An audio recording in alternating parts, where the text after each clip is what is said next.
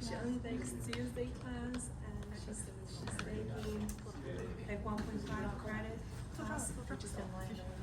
We have this one in third form. Yeah, we take Tuesday all the time. I'm sorry. But I work from home today, so I was like, oh my god. I didn't have to try. How are you? Good.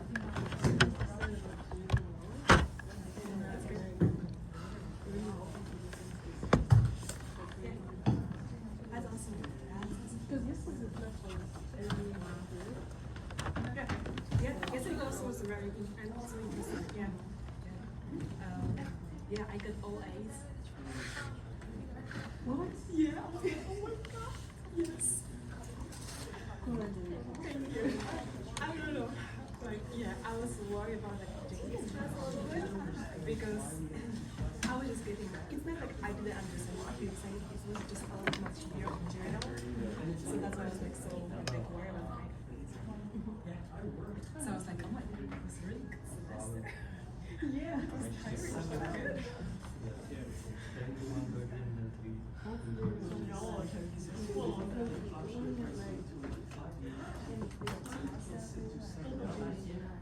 Yeah, and I thought we had like 4 August, and I'm like, August, I was great with August. So that's good.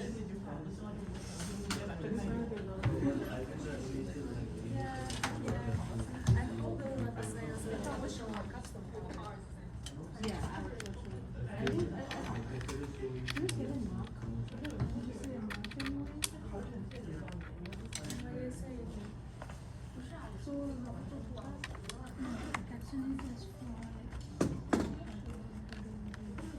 Oh, during fall.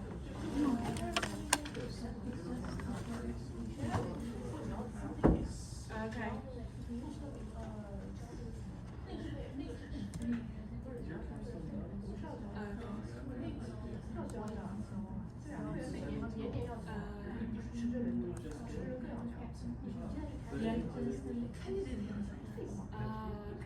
So we just like did the project beforehand, kind of. Yeah. Okay. Okay.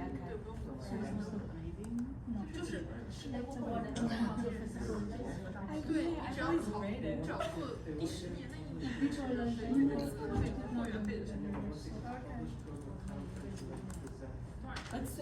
you guys get the grades from the Tuesday class? I didn't have. I got the grade, like final grade, but you know we had like 3 projects, and I didn't see the grade. Yes. And I saw the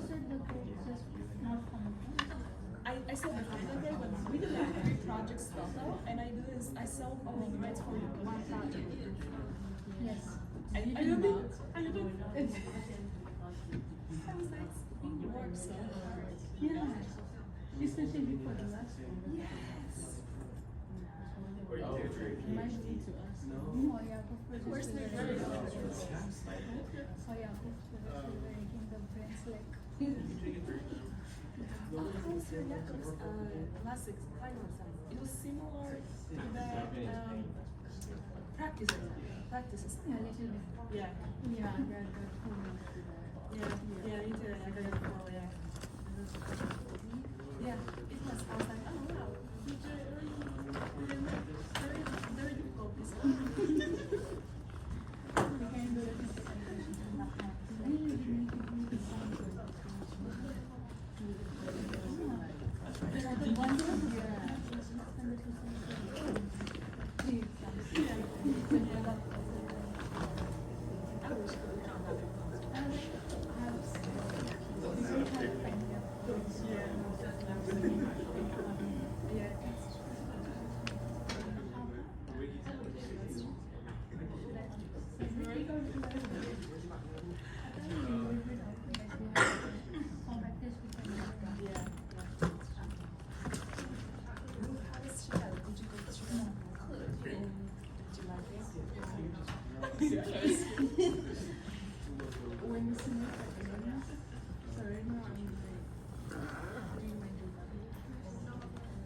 I mean, I did post this in Husky. I don't know if you're able to access it. It's in the course content section. We'll check. If not, I will figure that out and get it out to you. Give me a minute to get organized and started.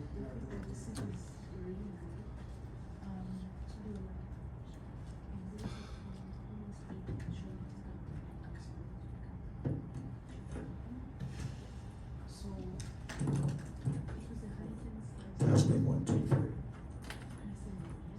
Check. Would be better, I suppose. So I am recording this class. I might broadcast some classes live, but not tonight.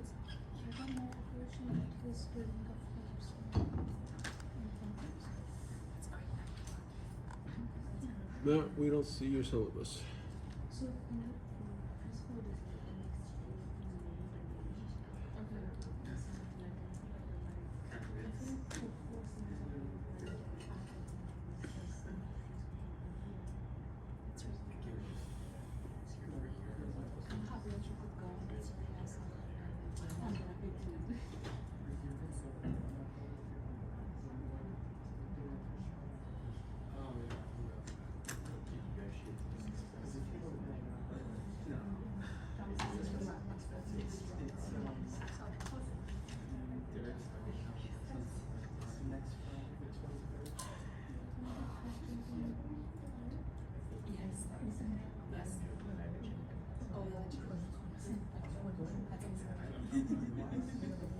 Where is the rest of the class? There's like half the people here. yeah, I think it's like total for this class, 30 people. Yeah. But I'm pretty sure it's it's less than, yeah. It's not like half the class isn't here. Yeah, it is. It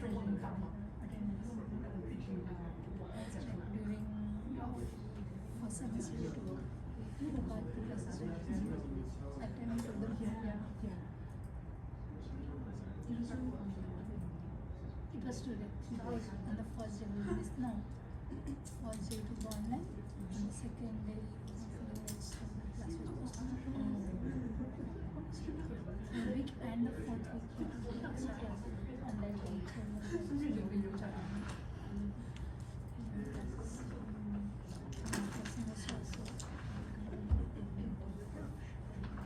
I thought our semesters until August 22nd because it was still signed in the system. So I didn't know when to use the phone because I had to put the phone because my brother has a baby. So I booked the first 2 weeks of the whole semester. And then I found out that our class will end at the end of July. And I already bought tickets. I can't check, but I already because they already has already been like they will be too much trouble. I wonder what they do. It's like misinformation because people are lying. Okay, Scholl, I've got an email from me, yeah?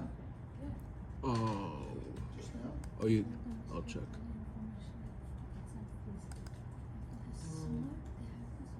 I got it. Yep, we got it. Can you access the syllabus from Husky or does it? No, it's not showing a Husky CT. It's not showing. Usual tool for letting me show things.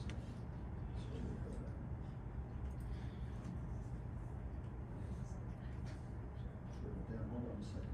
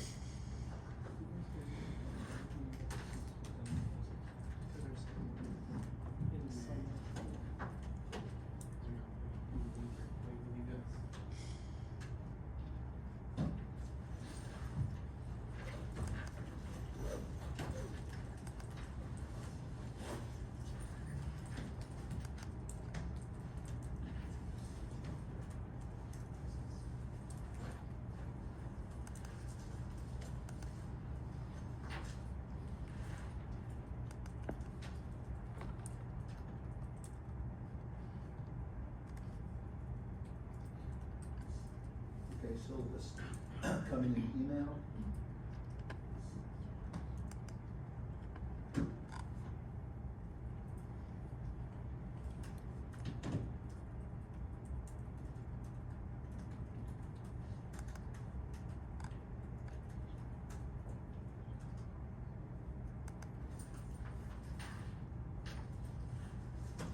Okay, so I like this class a lot. I've been teaching it for many years, and I continue to think about, every year I think about how to make it more relevant to your near future. Did you ever buy this book? Yeah, okay, that's good. So I put it down there. I mean, this book's been around a long time. The first edition is probably 1992 or something. John C. Hall has become extremely wealthy, no doubt. Well, extremely wealthy. From this, maybe not, but he's a famous researcher from the University of Toronto. He has the distinction of having two models named after him. And his research partner, Alan White, the Hull White interest rate model, which you will probably, you might see in the fall in the credit class, and the Hull White stochastic volatility model, which is essentially the same model, but with a different factor being modeled. And the book is, it's in many ways, it's been considered a sort of a Bible of, or a Upanishad, if you prefer, or a Tao Te Ching, or an Analects of financial mathematics, but parts of it are all of the knowledge is useful. The real key is the first word is options, right? That's really what is the one thing that makes mathematical modeling essential to this part of finance, right? Which is the optionality. Because optionality means there's a probability distribution involved, and in order to reason about probabilities, you have to do mathematics, obviously. The Black-Scholes model, which we'll talk about tonight, which you probably have already seen, was published in 1973 in the Journal of Political Economy, and became really the launch pad for what we might consider the modern financial services industry, which is largely about trading, much of which is about trading derivatives. Of course, there are other activities that are more core to finance, which is buying companies and owning them in your 401k. That's the real economy. That's still where most of the world's wealth ends up, is in owning companies. But a lot of activity is, a lot of interesting activity is generated around options and derivatives, and the demand for jobs is for programs like such as this, are that the risks are more complicated, or they're different than what the risks are from investing. They involve, in particular, they involve hedging, right? That's kind of the fundamental. So if you have this book, as I mentioned, the syllabus doesn't really matter what edition you get if you can buy one yet, because if you're going to buy a hardcover, you can buy the 8th edition, like for $20. It's cheap. I ended up buying a Kindle. I had a Vital Source book, which is Wiley and Pearson's proprietary e-reader, but Kindle's much more convenient. So I gave up the free book and just bit the bullet and bought one. I've had many copies of this book. Okay, now back to the syllabus here. Let's see. Here we go. So you read the book. The course objectives tell you, what we're going to do. I try to make this course also an opportunity for you to get your feet wet or wetter in Python programming, because it's pretty much, it's essential for any job on a trading desk or a risk desk that you be able to do some programming, or the more programming the better. Clearly, this is not that. This is not news to you, right? Because people who can do programming can take on higher order tasks, even if you don't become a full quant, which is a different program, right? That's a lot more mathematics focused. You still can do lots of things with Python, right? Lots of jobs in financial services, like operations jobs and risk jobs and quant jobs too sometimes involve repetitive tasks, and lots of firms, not talking, we're not talking the quant desk at Goldman, which is trading single name options and credit derivatives. That's a highly specialized field. Talking, you go work at a Fidelity, for example, which is a massive company. It's probably the second or third largest asset manager in the world, along with BlackRock and Vanguard being two of the other candidates for the top there.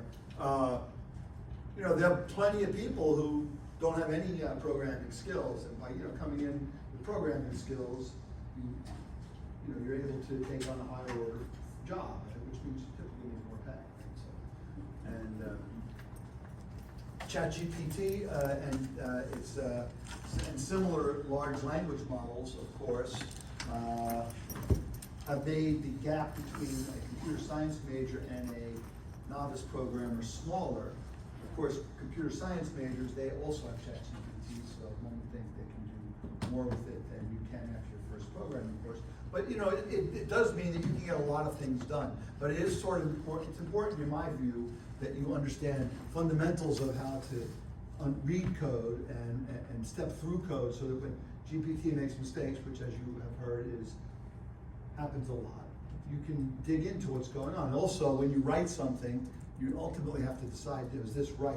There's always a question, do I have the right answer? And when there's money on the line, especially if there's a lot of money on the line, you have to be really sure. Typically in a firm, if you're doing a big deal, which is going to involve potentially tens of millions or hundreds of millions of dollars on a single basis point, or on multiple basis points, let's say, more than one person will do the deal, right? Because I'll price it, you price it, we all price it, and then we'll, we don't agree. We refine our assumptions in that way until we're comfortable that what we're doing is actually bulletproof, or as foolproof as possible. So, and we get to do interesting stuff around the Black-Scholes model and variations around it by using Python. So we'll do that. Okay. In terms of evaluation for the course, if you read through the syllabus, and you should read through every page. It's not that big. I do recommend you get the solutions manual if you want. There are answers to problems in the back of the book, and I will encourage you. And I think where is it? The breakdown. Well, says 20% homework, 40% midterm, final exam, 40%. I'm not going to check your homework, right? So you got 20, right? There you go. But what I encourage you to do is there are problems in the back of every chapter that we cover, as well as some of the chapters that you've already done or that we don't cover, which give you the opportunity to test your financial skills, your quantitative skills. Can I come up with a number that matches the book? And that's obviously a useful task, right? To take answers that are known and see whether you can replicate them. Now, I don't have any objection to using ChatGPT for pretty much anything. Maybe the midterm and the final will be excluded from that, because I won't really know how much you know if you just get the answers from the computer. But you can use GPT to help your work. Certainly anything I give as a programming assignment, I would expect you would probably start with GPT and then refine from there, because that's what I do. If I want to do something, I start by asking GPT questions, I get some code, I try it out, it doesn't work, I find mistakes, I iterate, and then it's faster. And often, and it tends to write good code. It doesn't always write good code, but it often does write pretty good code. I've solved complicated problems on my job in the past 2 years that involved pretty advanced mathematics and also somewhat advanced computer science. And GPT, I cut it down to a day where it might have taken me 5 days on my own. And by the end, I was really confident at the end of the one day that I had the right answer. So I felt good about that, and I felt it was a good good case study. Midterm and final, those are multiple choice, probably take home for both of them. And maybe the midterm will be in class. Kind of just a little tension. Look, this is graduate school. I don't have to tell you, or if you haven't realized this yet, right? In the end, you're putting a lot of money here, you're putting a lot of time here. It's really up to you to learn stuff. It's not about getting an A or a B. I mean, if you think that's okay, it's good to get A's, obviously, but that's not really the point, because ultimately you have to sit across the desk from another individual and convince them that you're smart enough for whatever they're trying to hire you for. And the more money you want to make, the smarter you got to convince them, right? And and everybody knows that you can use ChatGPT. Nobody's against that, but they also want to know that you have like something in your head that doesn't require a computer. Right? What makes you different than this chair with a ChatGPT account? Right? They want to know that because things have to be understood. So the main courses, the main topics that we'll see in the course, and we'll have some preliminaries tonight just to put us all on the same page, really cover essentially, we cover chapters 17 through 19, 20, 21, 26, 35, probably some other topics along the way. And we try to blend in as much opportunity to write, some interesting programs for yourself, and to try to give you some pointers on how to make your code better than the generic student's code. I had a class at I got a master's degree at Georgia Tech online. Great deal. You do it as cheap as $7,000. Coursework is good. Not every course was great, but they were pretty good. And I'm still taking the occasional course. And I had a C language programming course in the spring with 1 credit. It's a seminar, no grade. But the professor really put a lot of effort into it. And he talked about being called in to do consulting on a project in Scala. Scala is a functional programming language. It sits on the Java virtual machine, so it uses a lot of the technology that the Java infrastructure has developed. And I know, as far as I know, it's only used at like Morgan Stanley and Credit Suisse. So he must have been consulting at one of those places. And he talked about the fact, which I had to laugh, about how when you go into a bank and you see the code that's written by quants, people probably got an MS in financial mathematics somewhere, the code is uniformly terrible. And it was worse in Scala because apparently every time you fix a piece of code, the thing automatically rebuilds. You have to kind of sit there for like 5 minutes and wait. So it was really hard. But I have observed, I've worked in a number of different quantitative shops where the code written by people coming out of MS programs tends to be horrible. I used to probably wrote horrible code in the past too, but I've been doing it for a long time, so it's gotten better. Because people learn how to code using Jupyter notebooks, right? And Jupyter notebooks are okay. I mean, they're good. They're what's called a REPL, the read, eval, print loop, which means you get instant feedback. But the thing is, you go down to if you run your Jupyter notebook from the top to the bottom, then everything's okay. But as soon as you go back up and change something, and the numbering changed, now you don't really know what sequences are around which variables. It's a way to experiment. It's not a good way to build a robust process. Even though people will build that Jupyter notebook and they'll be like, yes, this is it. It's perfect. I just have to hit the button once in the morning, and I'll get my results. Or once in the evening, I can send my boss an email. I can automate the email. But ultimately, you want to be in a coding environment, towards which end I direct you to this section of the syllabus, page 2. In the past, I always said, get the Anaconda Python distribution. Anaconda made their mark on the Python world by promising that when you downloaded the distribution, all of the many libraries that were included in the distribution would work well together. And what this means is, Python, the Python language, or the Python, I don't know if it's called Core Python maybe, essentially is a relatively small set of codes that you can write Python coding. And then onto that platform of basic codes, which has things like lists and dictionaries and tuples and even for loops. These are all things that are in Python. But on top of that, people built libraries that use that core to give new functionality. NumPy and Pandas being the most famous ones. NumPy, which is really about manipulating matrices, essentially, vectors and matrices, and multi-dimensional ones if you want. Pandas, which is about, basically, it's like an Excel worksheet for Python, where the interior, if you only have numbers, will be a NumPy ND array, but you can also put pictures, you can put other stuff in the columns if you want. But these things are continually evolving. NumPy was created in like, I don't know, like 99. Python was created in 89, but it didn't really start getting traction until 2004 even, let's say. 1999, the first version of numerical Python was built because people recognized that mathematicians and any kind of scientific work requires like a matrix object. It requires operations on vectors and requires linear regression, right? And the first one was a failure, but they revived it in 2004. They kind of had a good numerical Python library. And Pandas was created in 2008 by a guy named Wes McKinney, who was working at AQR, which is a large hedge fund down in Greenwich, Connecticut.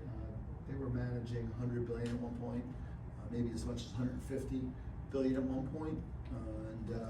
But he recognized he needed the object at Pandas. R, which Python steals a lot of stuff from, and vice versa. R had something called the data.frame, and so he created the data frame, and that's the kind of the core object in Pandas. And other objects have taken a shot at Pandas, Polars being most famous, but Pandas is really the dominant one.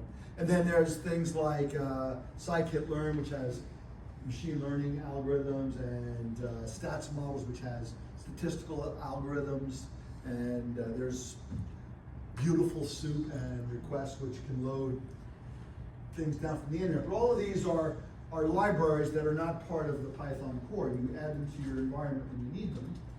And those developers, most of which are open, these are all pretty much open source packages.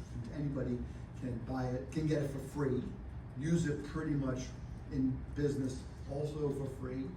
And if you want to develop it, you can also write for them, and you'll be working for free, of course, part of the deal.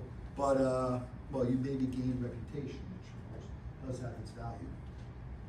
But they're developing, and if you develop the package using NumPy 2.0, and then somebody is only using NumPy 1.8, they might try to use one of your methods, and it might break because what was new to Python 2.0 doesn't exist in 1.8. So Anaconda made themselves famous by being sure that all of the libraries you got at one shot would be coordinated with each other so they would not break. The one problem I've discovered, and I spelled it wrong, it should be Anaconda, not Anaconda, but that's life. I'll fix that, and then it will be disappeared. The one issue is that it's a pretty massive set of libraries, and when you want to, I've learned that a smarter way, and I'll probably give you a little lesson on this next week, is to download Miniconda instead, run by the same people. It's a package manager. And the way that is now recommended for most people is when you start something new, like you're starting a new class, you create a virtual environment. And into that virtual environment, you only put the stuff that you need. And if you start doing something new and you don't have a package, you just add that to the stuff. And then your set of packages that you're using are relatively small, and they're easy to share with other people. You can export a file that explains which libraries and versions they need, and they can download it.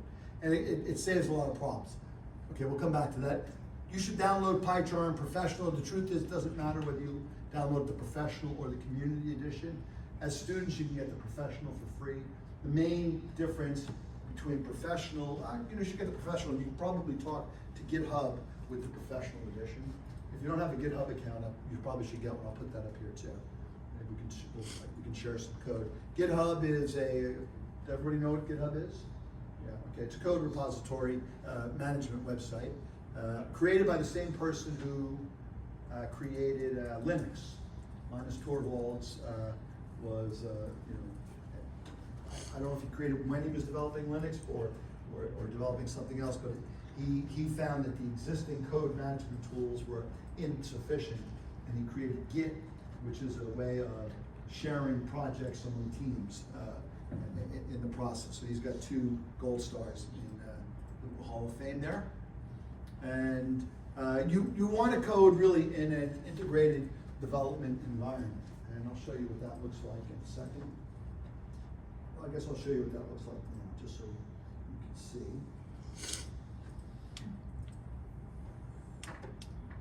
If you haven't seen PyCharm before, So if you've been using Spider, for example, and you're using, you can still use Jupyter. You can actually even run Jupyter inside of PyCharm, and I do run Jupyter sometimes. Okay. But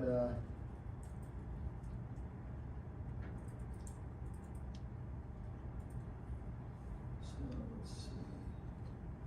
Here's some projects. I have a lot of code here. This is what I was using this past spring to teach a machine learning course in semester 5, optional semester 5. This is a different one.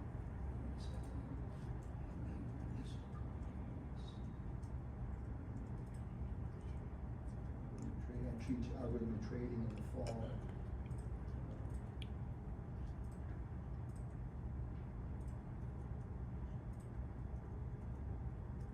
I guess this is good enough anyway. Let's look at this for a second. So this is something called Q-learning, which is a type of reinforcement learning technique whereby you train an agent to understand how an environment will behave.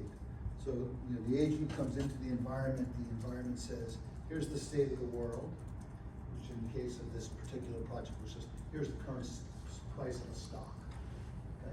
And then the agent makes a decision, should I buy, should I sell, or should I hold, let's say, the stock? And then sends the message back to the environment, and then the environment says, okay, here's what happened. You bought, you sold, or nothing, or you tried to buy, but it failed. You put a bid in, it's too low. You can make the environment as rich as you possibly can. And by the way, you bought and the stock went up, hooray. It gives you a hooray. And now it says the price of the stock is not 100, it's not 101. What do you want to do? And then your model says, oh, I'm gonna buy again. You go through cycles where you have an episode maybe starts today and runs for 5 years if you want. And at the end it says, okay, you made or lost X% per year, and that's your result. And then it runs the cycle again. Your model, your goal in designing a reinforcement learning algorithm is to say, okay, well, what did I learn from the first run, and how should I behave in the second run? And you iterate this process like 1,000 times, or 10,000, or actually in the case of reinforcement learning, possibly millions of times, and you come up with a strategy which, if your reinforcement learning agent is good, and the environment is in fact learnable. If it's not learnable, you can't really learn anything, right? Then you should get better performance as you go along. And one form of it is called Q-learning, where you build a table. And in the table, you keep track of all the possible prices the stock could be, and all the possible actions you could take, buy, sell, or hold. And maybe you remember some history of what's gone on before, maybe not. And then you update that table. That's what goes on. But what happens when you're in an integrated development environment? You get a couple of great things out of it, and we'll talk about this in more generality later tonight, I suspect. Is that you can run your code. You can see this red bar here. I can right-click on this and say run or debug OURL trader, and it will try to run if it doesn't run a problem. That's a problem. Not a conda environment, so it's complaining. We're not going to remember to do this part right yet, but you can run your code, and when it runs, you can see what's going on. Let's just go and say file, a new project. Let's call it a new Python project. Let's just see what happens if I create on the fly. So it gives me this nice little sample code, and at the bottom here it says, if underbar name is equal to underbar name. Now this double underscore, Python people just say dunder for double underscore. So if dunder name equals dunder main, or I usually just don't even say that because it sounds kind of stupid to me. If name is name, I can read it. Then print hi PyCharm, print hi, and let's see if it should function. It's not as simple as that. Hit the debug button again. And let me just put a little breakpoint here. Okay, let's see what happens. And you can see what happened is it started running, and it stopped at the red line. It shows me now I'm at the print hi PyCharm. And then over here are these buttons that let me either skip over that method. The print hi is a method, or function if you prefer, okay? And it takes a name as an argument. I can step over it with this button, which is F8, or I can step into it with F7. I'm going to do F7, or just click the button, and step into, now I want to do the purple, step into my code. And you can see it jumps up to there, and it says, okay, I'm going to print high. And you'll notice that the word name is now replaced by PyCharm. Let me just change that. Let's say, print, okay, it's my name, right? I run it again. And I can hit go. You know, sometimes I'll have many lines of code. You don't want to step through them all. You say, hey, go. And it goes until it's the next breakpoint. Now you can see my name, Ed Hayes, has been passed in there. So that's called, line 7, I'm defining a method or a function. Both names are acceptable. And it takes an argument, which is called name. And in line 14, I call that function, passing it Ed Hayes as an argument. And sure enough, of course, what it's going to do when I execute this line by hitting F8, and I can't see what happened here, but if I click on console, I can actually see it executed the code, and that's it. So you'll want to you're going to want PyCharm because it's the way to go.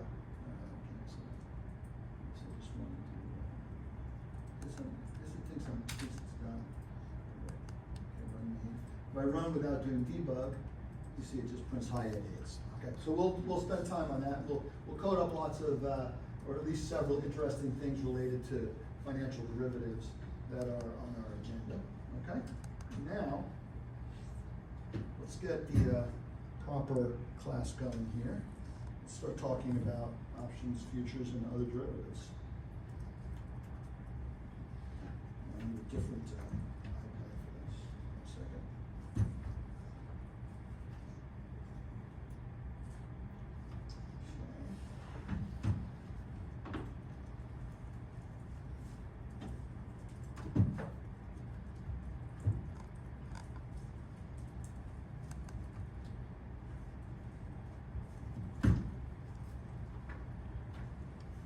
So we had some time together in the fall in the introductory classes. I had 3 weeks completed.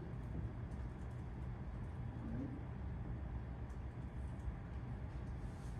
right. Okay, so we talked about forward prices. What's the price of a forward asset?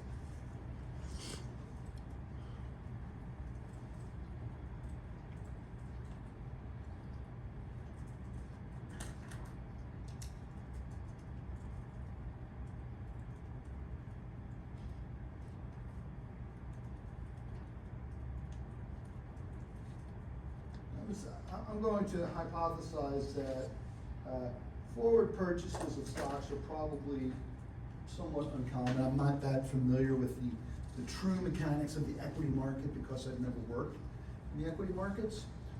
But I've worked in commodity markets, I've worked in FX markets, I've worked in interest rate markets, and forwards are a central part of all of those markets. Classical example from currency markets would be a large multinational corporation. Let's just say Apple wants to build a factory in, I guess, India now. So they're growing their manufacturing footprint. So when they're going to buy things in India, they're going to want to pay in rupees, INR, right? Because that's the currency of India.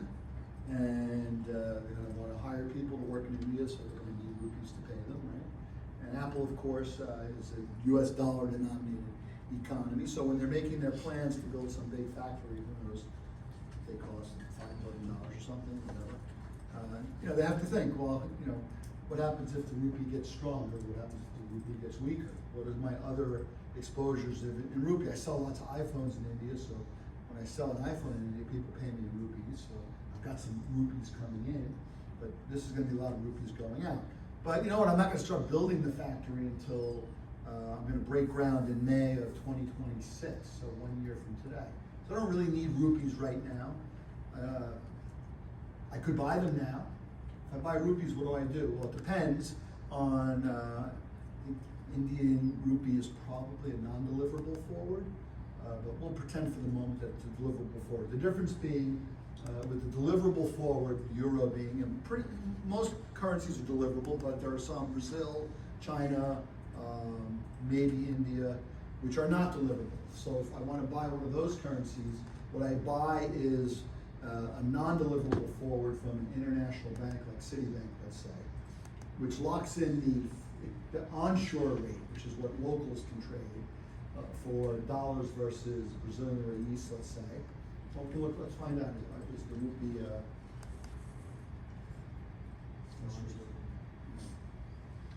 go to Gemini. I've been using Gemini more lately, so I'm going to go Gemini. Probably have to log into this one. I'll join this for now. Second, might as well join Secure, right? But why not? Why not be secure? There's a sign outside the door that says be secure. The question is, will I remember my password? Maybe. Find out. Found it. It's not press tag. Password didn't work. I'll give it a second. We'll use it better than I know.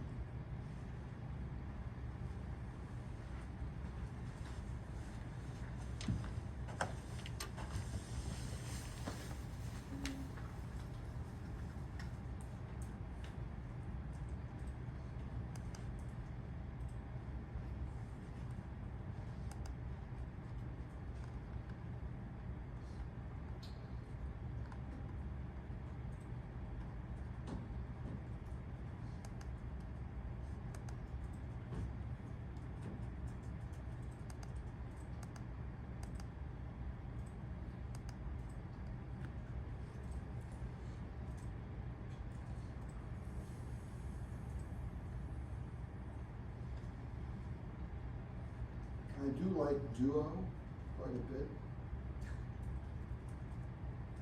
because I find the app always works well.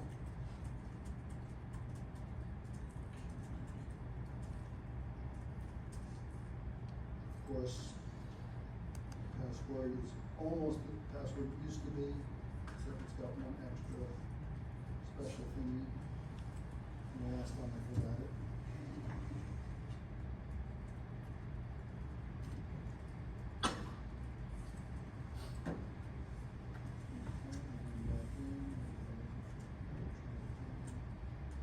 Gemini. Gemini wants me something too.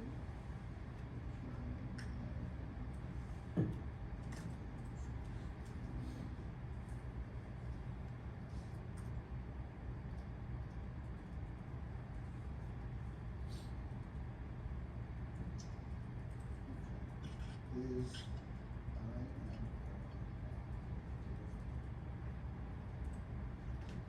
So the difference between deliverable and non-deliverable is whether or not, the generic human being, without a special license from the government, can hold currency in that country. Okay. While the Indian rupee has restrictions on full convertibility, is not deliverable as a standard forward contract in many international markets. Instead, a derivative instrument called a non-deliverable forward is commonly used for offshore INR transactions. So Apple is not a bank. They don't want to maintain banking licenses in every country. Maybe Apple does. It's pretty big. If Apple does, just pick a smaller company that doesn't really have that much need. But they are exposed by this factory decision to the level of the Indian rupee a year from now. So if it were Europe, they would buy euros forward, and then a year from now, those euros would land in their European bank, which might be in Frankfurt or Paris, for example, or Ireland, that's where Apple does a lot of its corporate banking, and then they just have it. But since the rupee is non-deliverable, they will transact with a bank that has the license both to trade offshore and onshore.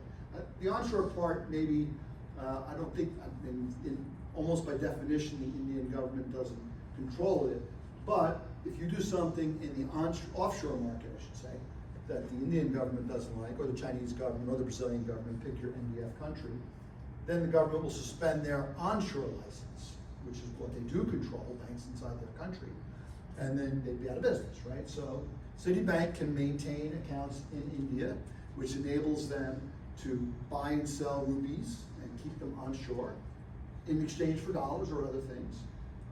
And they can use that maybe by transacting with Tata, for example, or any other large Indian company that has a large balance sheet, often needs dollars, right?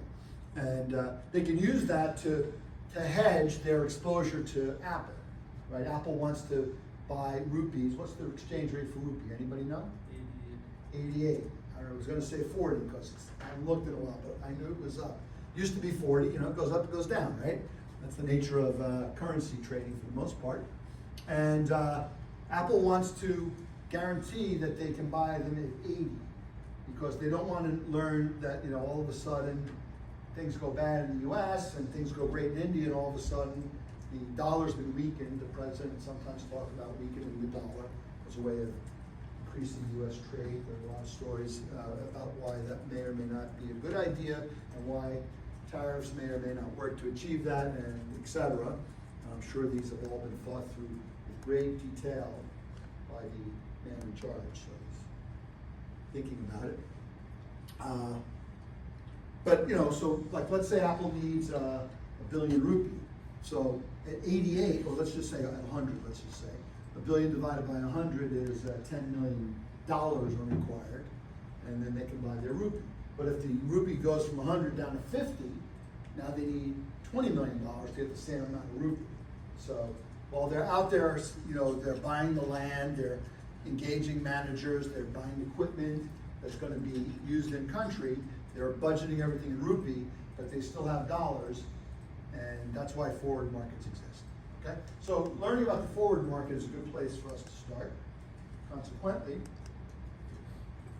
let's pretend that it's deliverable, because the deliverable market ultimately drives the forward market. You know, it's also kind of healthy in a way. I have learned, you know, how do I give, I'm going to be more explicit. You know, they encourage you to be more conscientious when you give a chat and a large language model your questions, because you get better answers. Give me the formula connecting FX forwards. And we'll talk about this together. We did this before, but I like to do it every time with FX spot. So before it gives us the answer, let's just think for a second. So if Apple wants to have a currency a year from now, and they call me up and say, look, I want this currency, but I don't want you to give it to me for a year, as opposed to giving it to me today, right? What do I do? I say, well, here's what's going to happen, right? I know that they're going to want this currency from me in a year, and I don't want to be exposed to the same problem that Apple has, which is currency might get stronger, then I'll have to pay more to get it. So what I'm going to do is I'm going to buy it right now, today. I'm going to put it in a bank in India, and I'm going to let it grow for a whole year. At the end of the year, I'll have because there's interest rates in India, right? So it'll grow. At the end of the year, I'll have the rupees that Apple needs. Apple will give me the dollars, and I will give them the rupees, and then we'll be done. Okay? But of course, since I'm buying them today, I have to take my dollars today out of the bank and give them to somebody who wants dollars, gives me rupees. So for a whole year, I'll be out those dollars. If those dollars sit in my U.S. bank account, they would have grown to be 5% more, whatever the 1-year interest rate is. So ultimately, the story is the following. I need to borrow a certain amount of money to buy rupees today. Borrow means I'm just borrowing from my treasury. Even if I'm not borrowing, I'm taking it out of my bank and giving it to somebody else. So I'm borrowing it from myself, let's say. The 5% I could have made is my opportunity cost. And I get the rupees. Now, of course, I don't have to buy all of Apple's rupees, because rupees also have an interest rate. So I only have to buy the present value of the interest rate. So if the Indian rate is 10%, and I need 100 million rupees, I really only have to buy about 90 million rupees today. Let's say 91 million rupees today. Because in a year, 91 million will grow by 10% to be like 100 rupees. So I'd be all set there. So I buy discounted amount of rupees today, but I have to pay with dollars today that are going to grow in the future. And that should be what comes out with the formula. And that's what you should remember, right? This is how I want you to think in a way, right? Which is like, what are the mechanics of making this thing happen? You know, how does this, if this is going to happen, how do I do it in such a way that I don't take risks that I don't want? You're allowed to take risks that you want. You know, you go work for Ken Griffin at Citadel and you say, look, I want to get long rupee because I think that thing is going to get much stronger. Ken's like, you've been a great trader. Go ahead, go do it. And if it doesn't work out, you know, you're fired. And if it works out, you know, you don't have the need. All right. Let's see what GPT thinks. Gemini. It's thinking. Okay, comes out a formula. And this is good. And what does it say? It says, look, you want the forward price for a rupee. And you should look at the formula, right? It should make sense to you. The forward price for rupee is take the spot price and multiply it by RB, which must be the currency you're paying with, okay? Because like we just said, you take money out of your bank, which could earn RB in this case, and it would grow for a year. So that's the numerator. And then the denominator is Q. It tells you Q is the interest rate of the quote. So they use the base currency and the quote currency. Okay. The key to remember, the base currency is actually, it's really the quoted currency, the one you're quoting, the Indian rupee. And the base currency, I guess, means your domestic currency. And of course, domestic's a little bit weird because there'll be many people who want to trade dollars versus rupee who are not American or Indian. So neither one is really their base or their. But every bank will, in any context, will decide we are a bank of this currency. So if a U.S. bank is trading euros versus Brazil, let's say Euro-Brazil is a popular trade, they will say, for the purposes of this currency pair, we're going to be probably a euro-based bank because it's more liquid than Brazil. And then what they do is they recognize, I'm going to manage all my P&L in euros so that I'm neutral, you know, plus or minus my profits, obviously. But then I'm not really a euro bank. I'm a dollar bank, so I'll have to recognize I bought a euro asset, so I have to hedge that back into my dollars, or not hedge it. Whether you hedge or not hedge, you're making a good decision, right?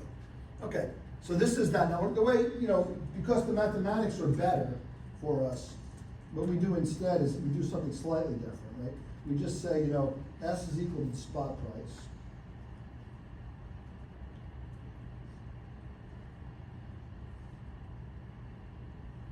And we have, you know, we just talked about the fact that the spot price, for the purposes of this class, we're going to be a dollar bank because we're in the United States and I do all my work in dollars, so, okay?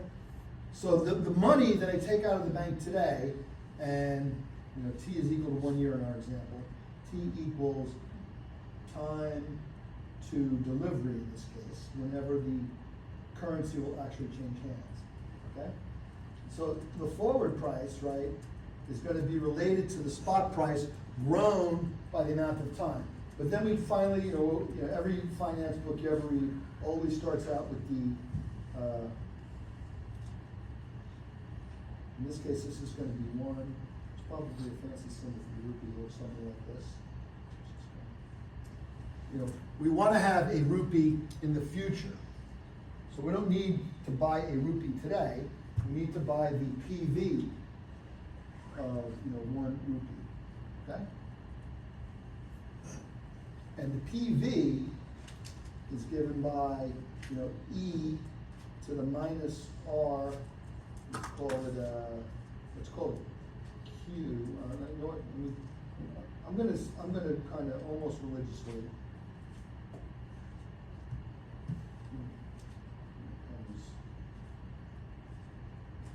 I'm gonna just make a habit of using Q for the interest rate. So I don't need to buy 1 today. I only need to buy E to the minus Q. So I don't have to, this is what one rupee would cost me S today, 88 someone said, right? And then I'd have to fund it at the dollar rate, which is like 4%, let's say. So after a year, I'd be out 88, I'd be 1 over 88, right? 88 is the number of rupees per dollar. But, well, there's a different piece here. Let me think here for a second. I'm doing this wrong. You know, I have to make, another, let me think for 1 second. Yeah, okay. This is the forward price. I don't really need to buy one. Let me just, I'm a little bit, e to the minus QT, okay? So this is the PV of 1. So whenever you see e to the minus QT or e to the minus RT, you think to yourself, that's a discount factor. We use exponential function because all the math is better with continuous functions. Discrete mathematics is not as good. And they're equivalent, okay? And that's why, you know, when you see the Black-Scholes formula, you'll see continuous compounding. So now the only thing that's a little messed up here, I should actually, you know, I have to take a step back here a little bit. Okay? The real story here is a little bit more confusing. And I'll tell you why it's more confusing. It's more confusing because the spot price is equal to 88 rupees per, you know, $1. Let's just get it. Well, you know what, we go ahead and, I'm going to call it 88 INR per 1 USD. Right? So you'll actually see the currency rate.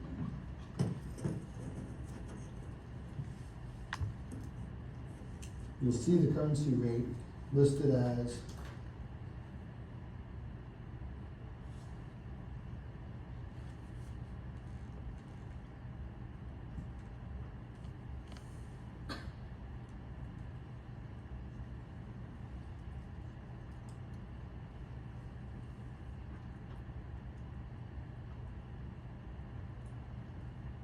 'You'll see it listed this way. So if you were trading in the foreign currency markets, the way currency pairs are always quoted with 6 letters, 3 for one of the currencies, 3 for the other. If the dollar is second,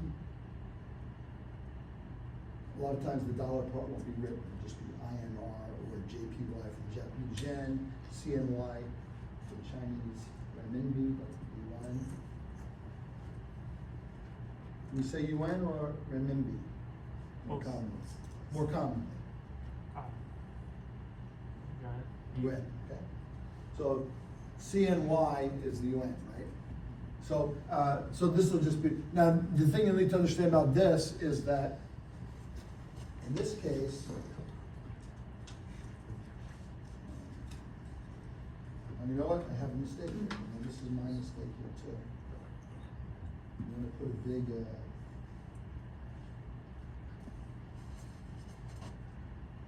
stale. 88 is not INR USD.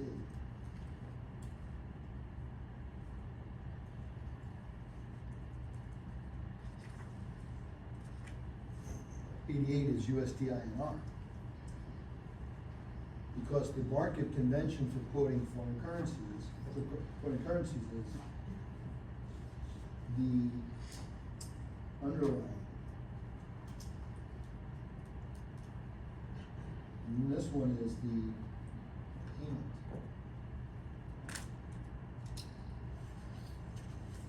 Currency. So you could go, obviously you can quote it both ways. If you, but the convention, if you're trading in the large FX markets, for Indian versus dollar is this way. The price quoted is for the dollar, and the payment asset is the INR. So 88 means 88 Indian rupee per $1 US, okay?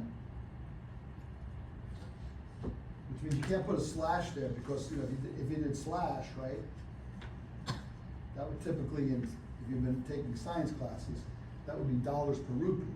That's not what we want. We want rupees per dollar. You know, I don't know why it ended up this way, but it did. It's just the way it goes. And like I say, normally, because the dollar's involved, and when the dollar is the first currency that we, actually when the dollar is either of the two currencies, typically only 3 letters will be used. Because the dollar is involved in like 90% of all currency transactions. The euro is 50 or 60%, maybe 40%. Yen is also a pretty large number. It adds up to 200 because every currency trade has 2 currencies, right? I achieved my stand goal. That's good to know. So when we're quoting this, go back to our forward formula. The forward is equal to the spot times e to the RT. That's how much in this case, 88, don't forget that's the number of rupees. So this is e to the R, rupee rate. But you don't have to buy a whole unit, you just buy a discounted unit. That's e to the minus QT, which is really e to the minus R dollar T. So you come at this book or other parts of the market from a dollar perspective, which of course I did, it becomes a little confusing to recognize that when you're reading in Hull, you're always reading about stock options, right? So everything is stocks. R always means the dollar, and it's very simple. But the currency market, you find out, well, actually, most of the time, it's the other way around. Most of the time, the dollar is being quoted. The exception being, when I came in, the only currencies that were quoted ahead of the dollar were the British pound, by virtue of its historical past, and then also the child currencies, as it were, of them, Aussie and Kiwi.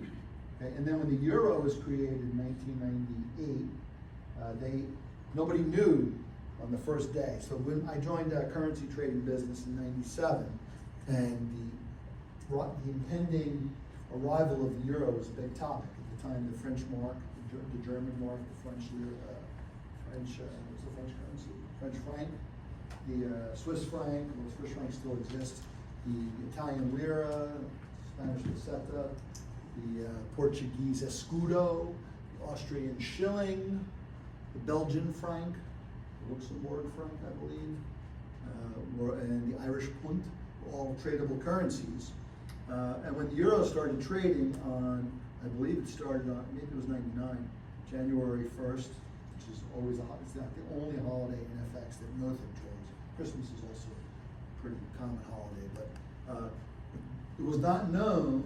So it used to be that, it used to be that dollar mark, as we called it, which was the biggest currency pair, the dollar versus the Deutschmark. That was quoted as,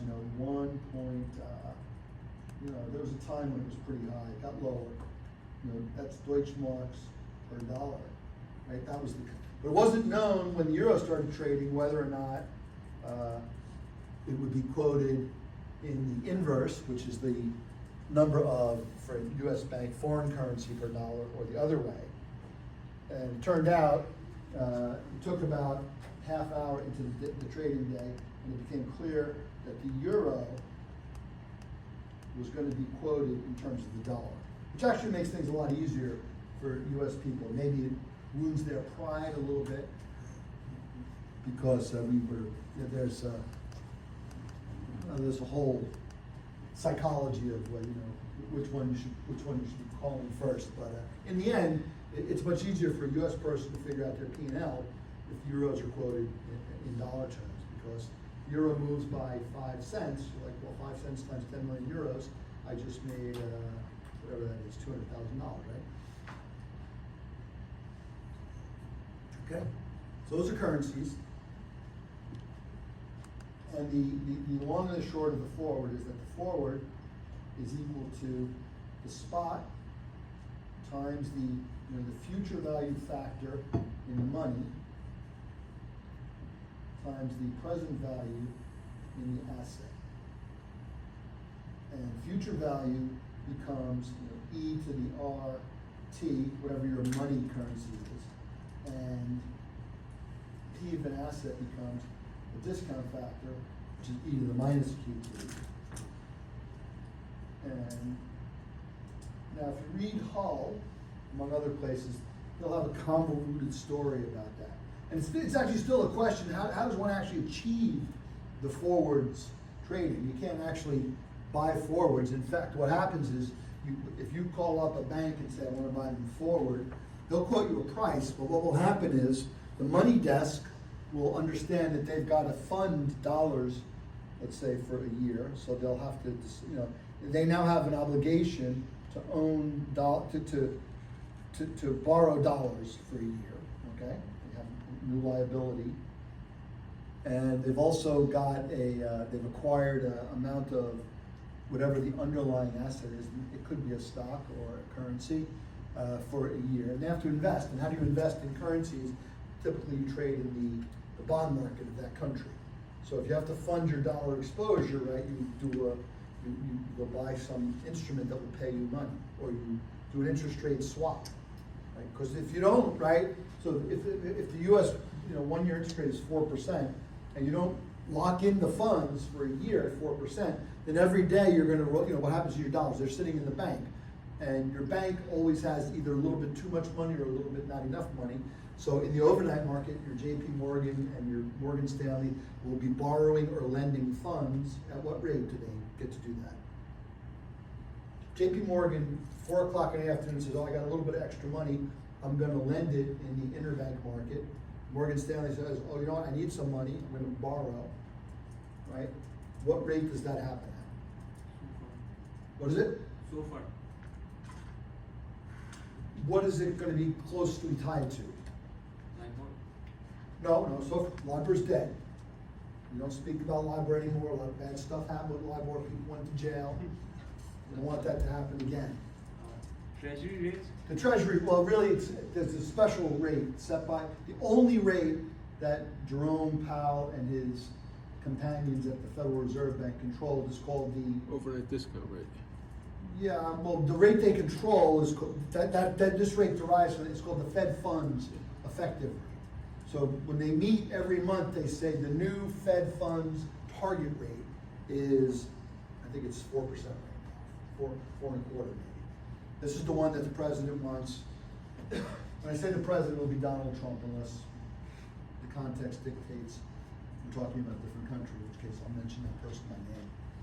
But the president wants them to cut it because rates go down, does mean more. It's easier for people to borrow.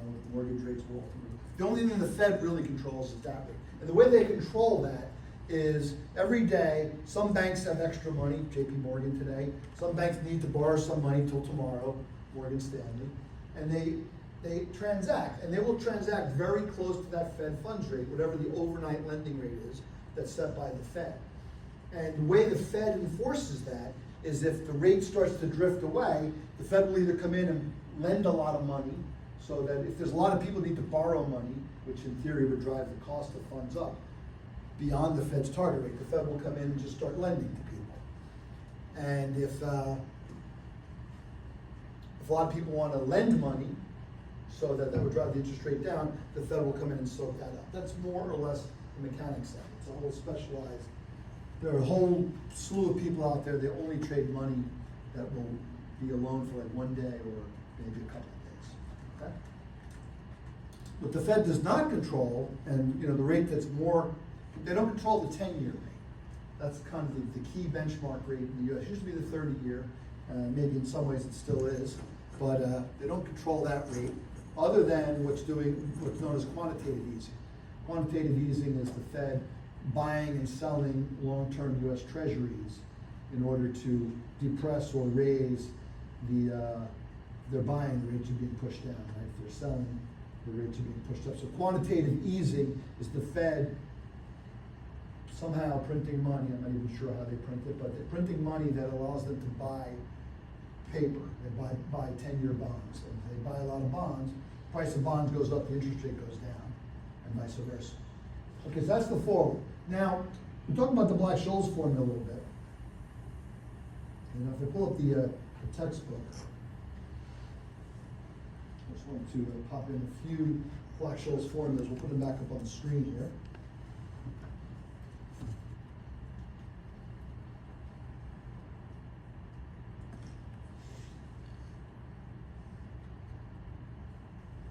Yeah, so it's kind of weird. Let me just kill it. Back. We'll take a break at some point. So, you know.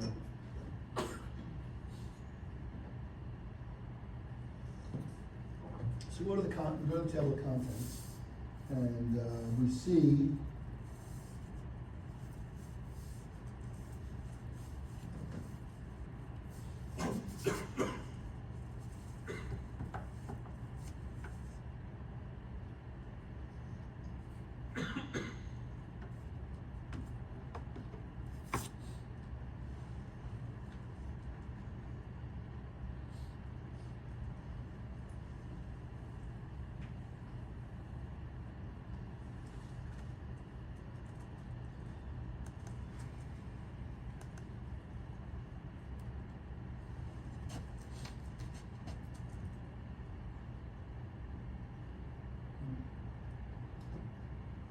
the actual formula doesn't really pop up.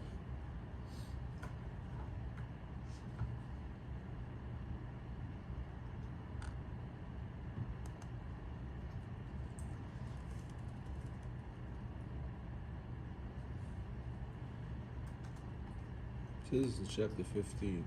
Yeah, that's where I am. Okay. A lot of talk before they finally get to these formulas, chapter 15's formulas.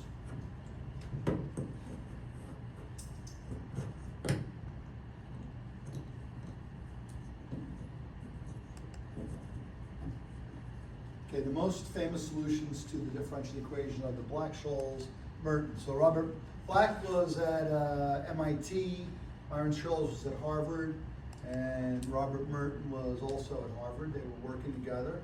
It's called the Black-Scholes formula because the paper in 1973 on the pricing of corporate liabilities was written by Black and Scholes.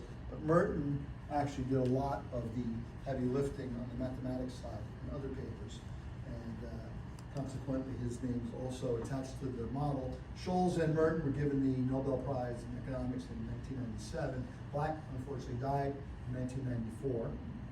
And you can't get the prize if you're dead, as it turns out. So they give this formula, you know, the spot price times ND1 minus the strike price discounted times ND2 for a call. We'll mostly talk about the calls. You get the puts later on. Okay.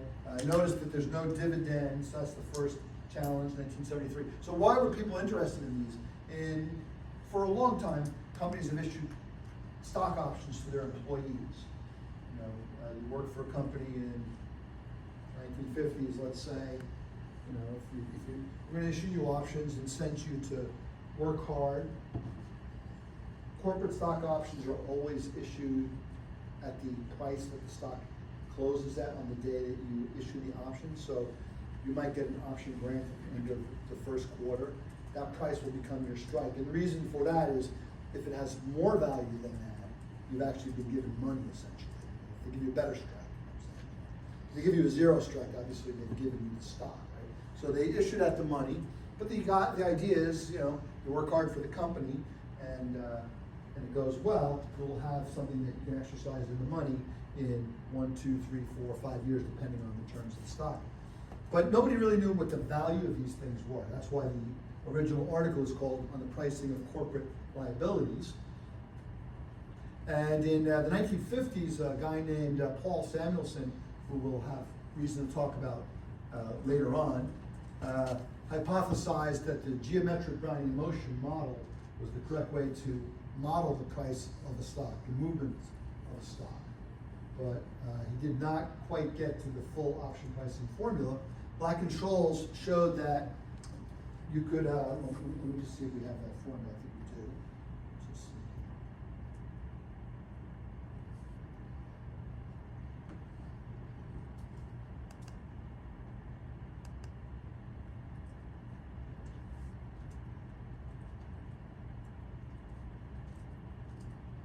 So this is, equation 15.8 is geometric Brownian motion. So Brownian motion was discovered by the Scottish botanist Robert Brown, like in 1827. He was looking at a microscope, through a microscope at a grain of pollen in a petri dish. Do you know this story already? So he looked at the, he had a dish, this 1800s chemist or botanist, I guess, and had some pollen in it. And he's like looking at the pollen, maybe it was even under a slide, but not pressed down that firmly. And he observed that the particle in the dish moved in a very irregular fashion, right? Worth talking about.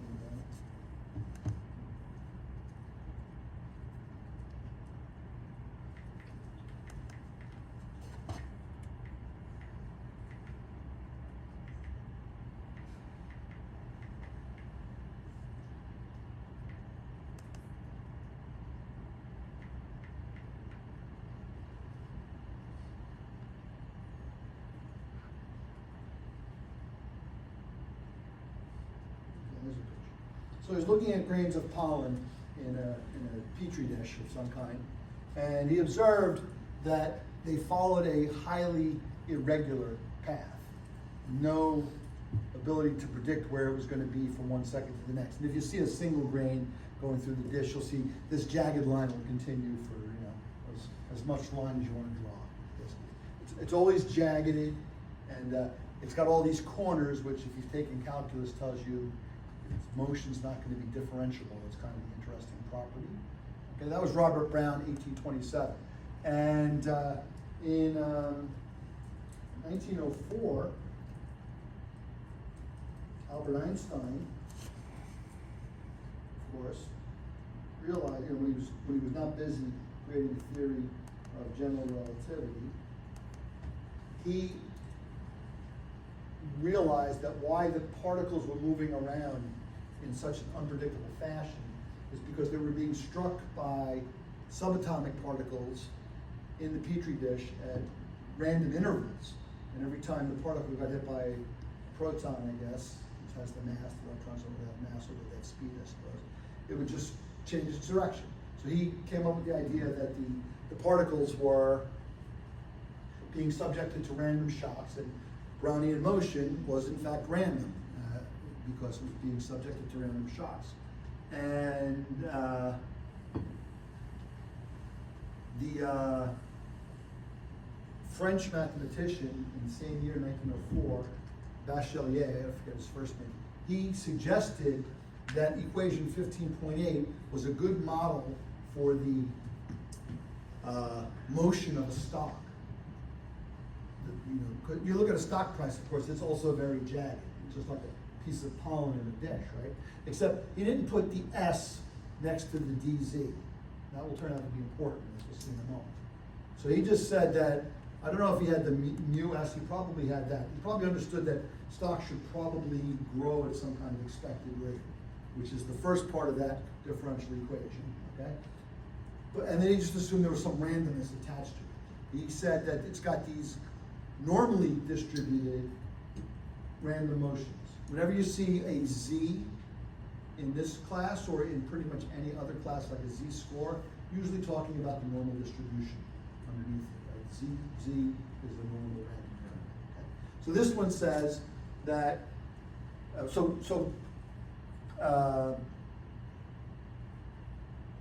Bachelier said, look, you put SDZ, he didn't call it DZ, he probably had some other symbol for it, but basically you get these random shocks, and based on that, he derived a formula for option pricing under the assumption that DS over S, and we kind of really want to see that as well. Where's my, James not gonna help me right now, so I'm just gonna do this.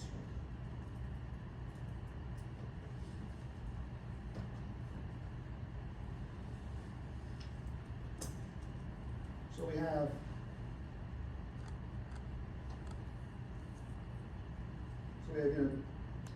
as written in the book, it's like this.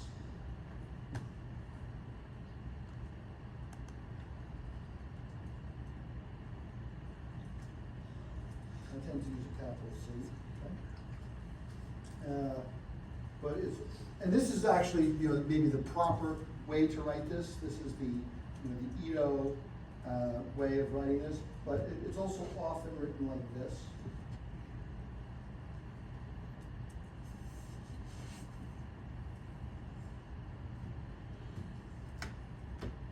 Where we put the S over here. And what is DS over S in terms of an asset? Is it the derivative of the stock price over the stock price? This one is not a derivative. It will be kind of related in a second. We'll see, but you know, a better way to maybe perceive it is to think, what would it be if?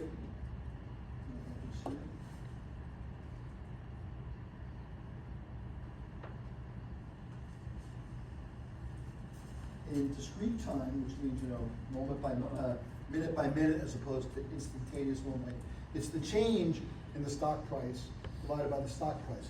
We call that it's called a return, okay? So this is ultimately a model for the returns of stocks, okay? And this one just says, oh, you know what, I put an S here, it says I'm wrong. You're writing wrong, I apologize. Yes.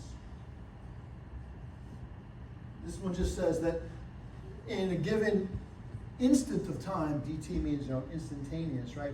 In a given instant of time, there's a little bit of drift, which says that typically the stock goes up a little bit, mu is probably positive in most cases. Yeah. And then there's also this random information just kind of occurs, DZ, some normal distribution. This is, Z, by the way, is also standard normal. It's not just any old normal, it's a standard normal, 0, 1, right?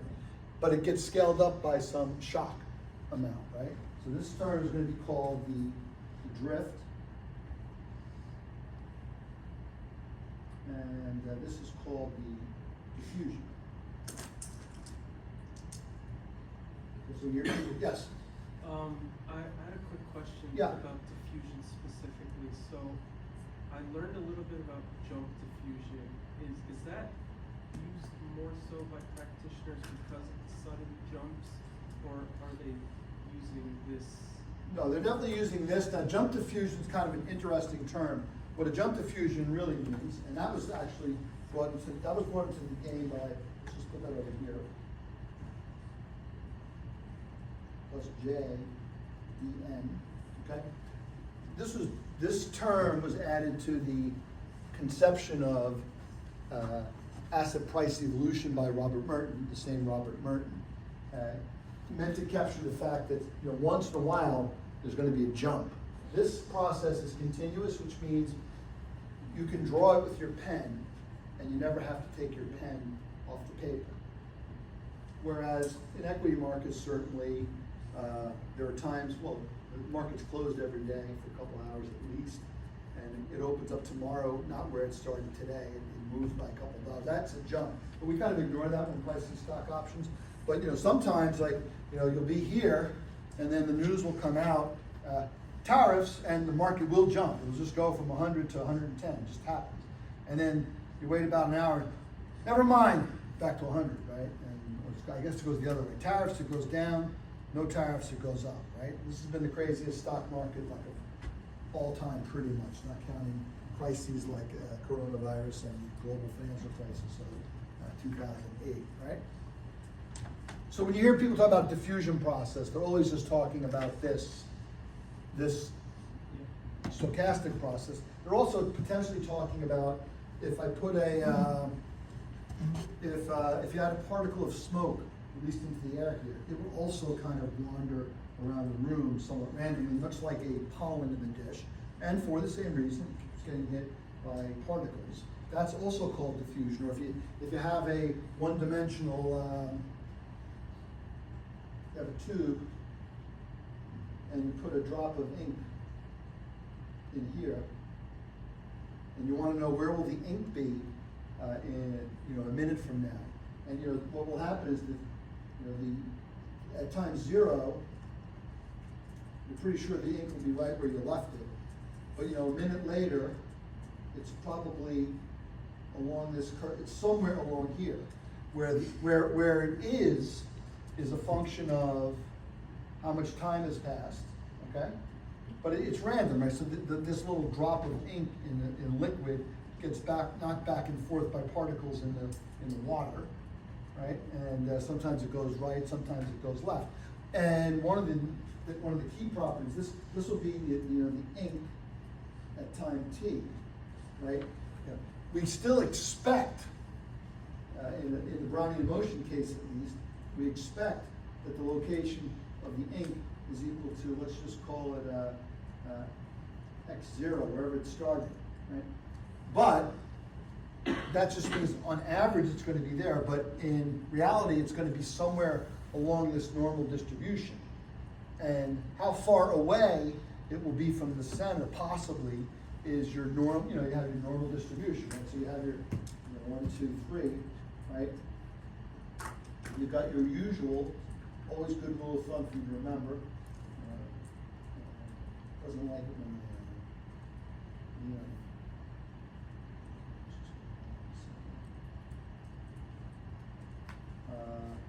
you have your 6 count.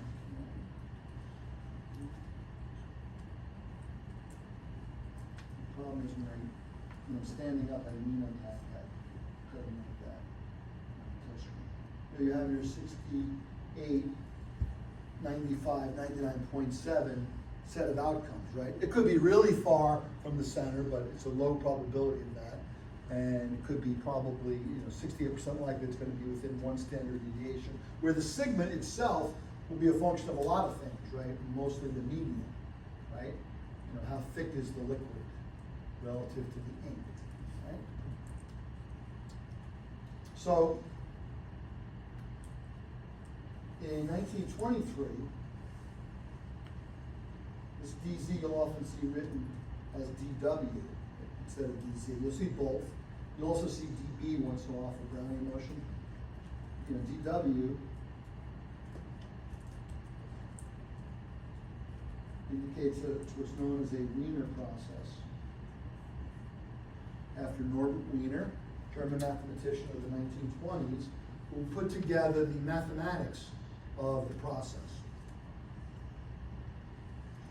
And although it's been suppressed in my notation here, the understanding is that this shock is happening at every instant. These are T's. Okay? And Wiener came up with the formal definition of Brownian motion, which just says, it's listed in the book here somewhere, but basically it starts at 0. So, what is Brownian motion in the mathematical sense,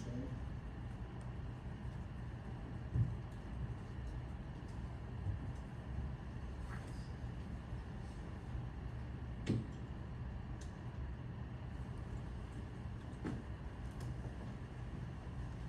It starts at 0.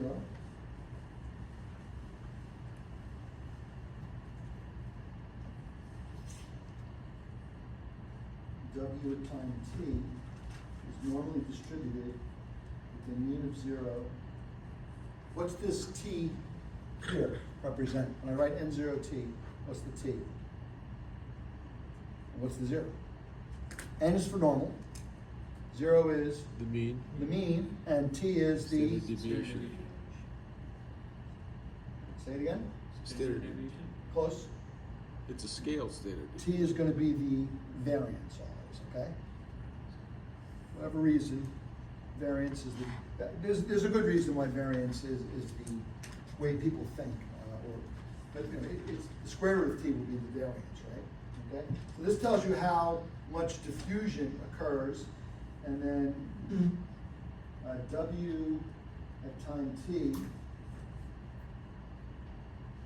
conditioned on W at time s is equal to a normal random variable, 0 t minus s. And finally, well, actually I should say, let me restate that.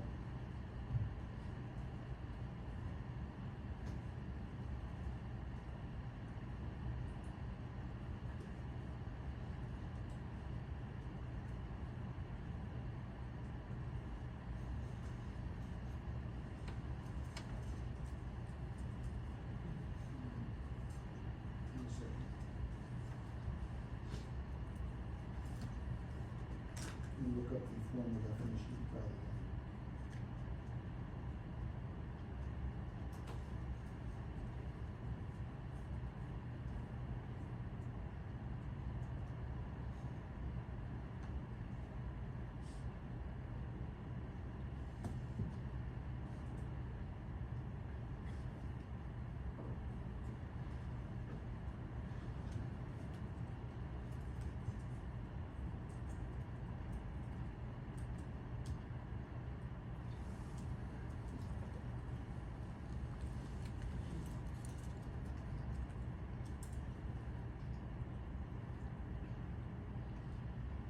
I don't want to give you bad information in case you never see this.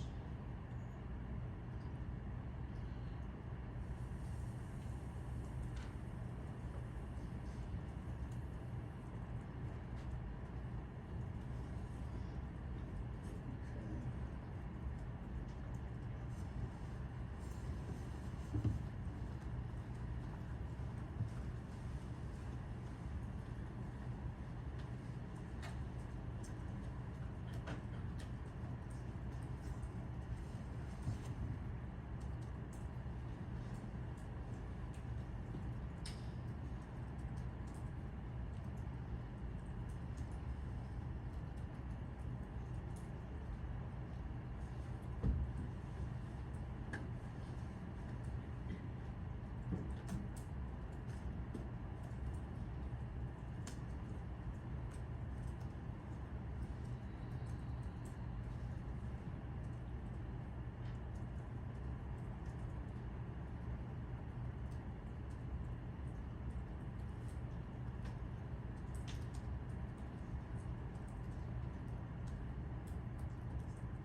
So this part here is called independent increments.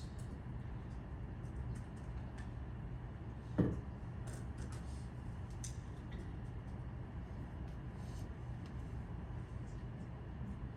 this one says that they're normal increments. And then kind of the most weird but true part is W is almost surely continuous. So this just says that if you tell me the price of the stock today, that's all I need to know about the stock. The past does not matter on what happens in the future. That may or may not be true, but that's the model. And this one says that starting from any given moment t and running for an additional amount of s, it's just like restarting at 0 and running s. The increment, the amount of change that you're going to see, is still normally distributed dependent on time. And the paths are almost surely continuous, which means it doesn't jump. And jump diffusion, Merton says, well, what about if we want jumps? And he said, let's go through the math. Turns out the math is much more complicated, and jumps don't happen that often, so their model doesn't get that much use, but people do estimate jumps. In fact, I'll bring up an example related to the Australian power market, where we built a model at my job that requires jumps. And take a look at what that looks like. All right, let's take a break for 10, 15 minutes, they usually last. So let's aim for 7:45, but it often runs a few minutes late.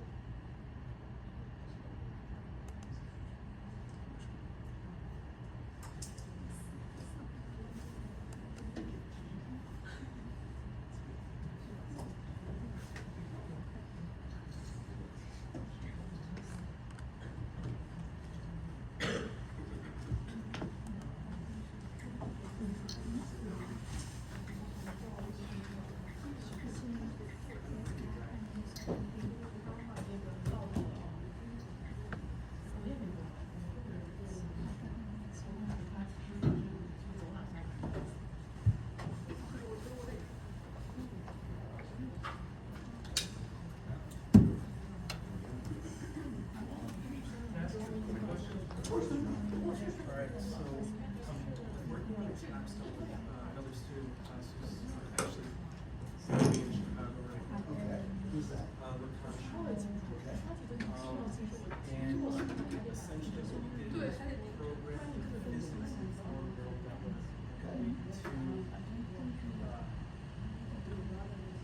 what makes it novel is that we're using state space variables instead of weight space variables. So we have like this mathematician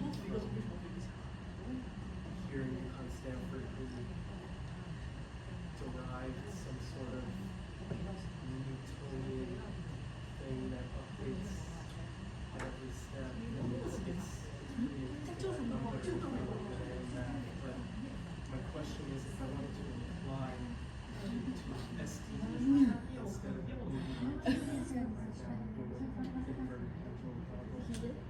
would I need to have the diffusion and the drift. If you have Well, the drift is the, yes. underneath that. Okay. But if you add the diffusion and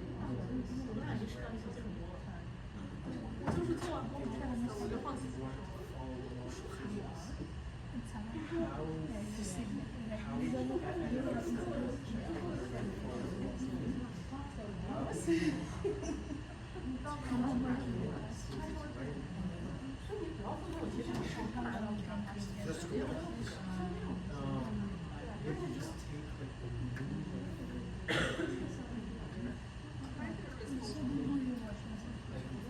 yeah, I've been doing some research every time to figure it out. There's probably the way you research it.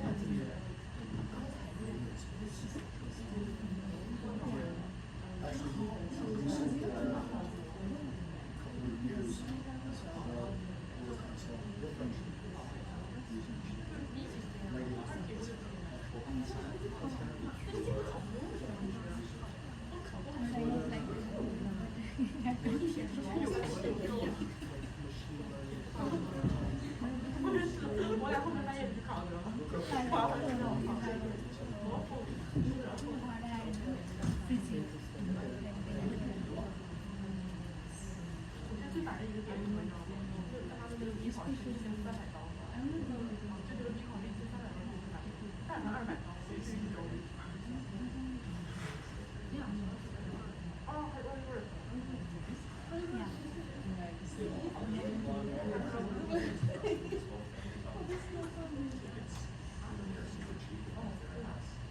Do you do Harry by yourself? Sometimes. Not this though. No. I did do this, but like I was saying, when it's a sudden, I took over 3 hours to do it. If I'm really Okay, yeah, very nice. I can't see it. Yeah. So it's Yeah. It's hard to maintain probably, you know. my friend is very, because I still young. I can only go on to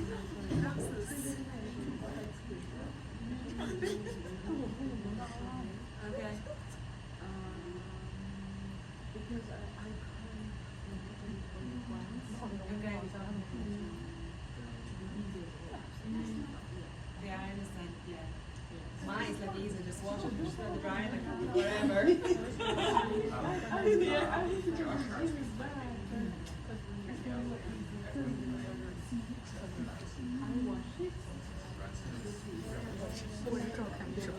Okay. Yeah. Oh wow. Yeah. It's tragic. Yeah. well, I'm gonna try to record this one once. Yes. My girlfriend can do it in real time. Yeah. Yeah. Yeah. My cousin had the same thing. She has like similar hair to Coming yours. back? Yeah. Yes. Both of them. And I remember when she was trying, so we are both the same age, so we grew up together. She was always like within phones. She was involved for 2 months every single summer. So I saw her struggling and how much work she put like and call me. She like, right now she's just like, Okay, good. Yeah, enjoy she's yourself. like, okay, but she keeps very short right now.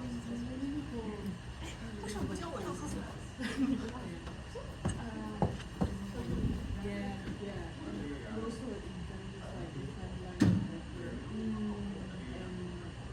That's hard. That's really hard.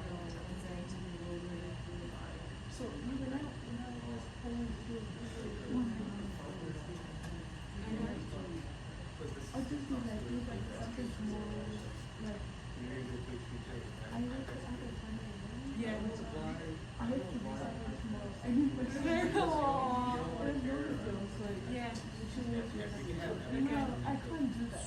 That's what I plan on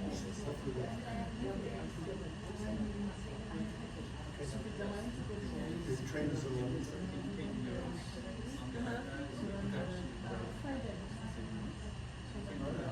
Where you going? Before that, so I started planning on Sunday. It just hurt, you know, I'm like, oh, that's a lot. You know, it's a lot of work. And also, there are no Sundays that you use around like stuff. I don't know maybe the law, but I'm not sure maybe that is I started to go to But I let me tell you. First time I don't know. Usually,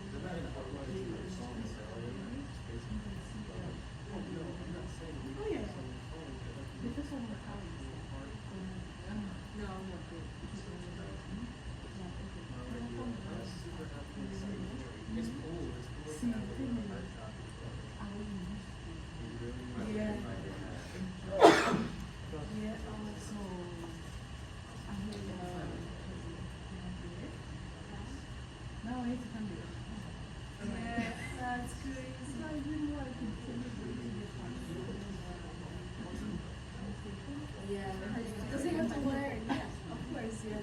See, I was taking drugs and I took it over. Uh-huh.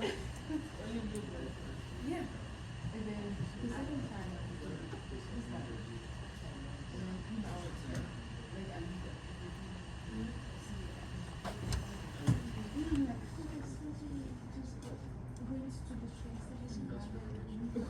Yeah, yeah, yeah. But yeah, you know, I never did. You couldn't know. Like that's normal. Like, Yeah, you yeah. know, so So they then when you do realize, I'd rather get like actual corporate experience. What's that thing that I spent? uh-huh. The second day, another thing that then more of a sort of so I was, but then I was practicing. Uh-huh. I was practicing. Yeah. One thing, and the same practicing. So I studied, and this was the thing was doing a full day.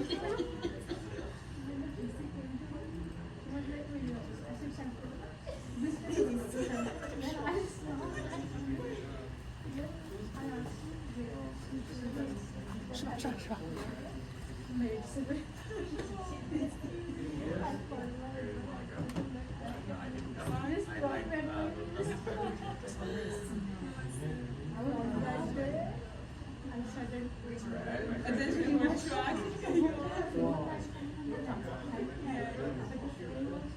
On the other side, yeah.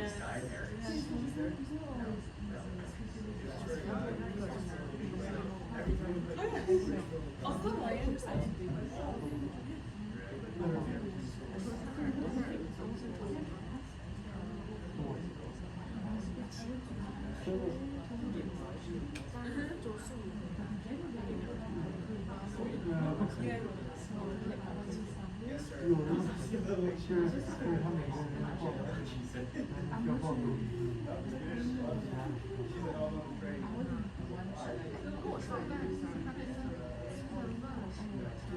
Okay.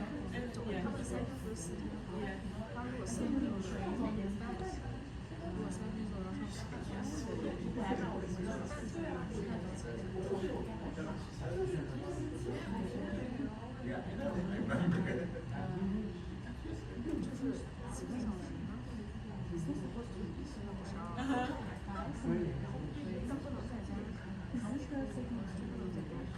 Yeah. Oh, I don't know, that's terrible.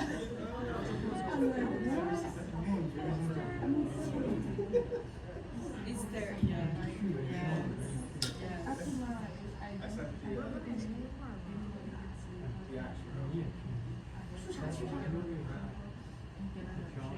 Yeah. just kind of setting me up in this whole. Every single time when I like think about having like a child and then basically it's like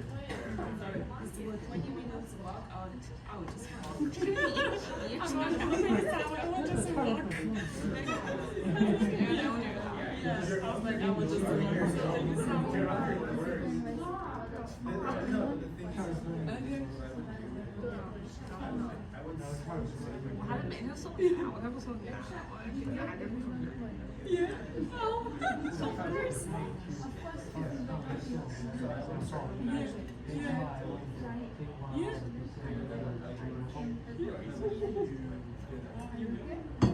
You made it. You made it.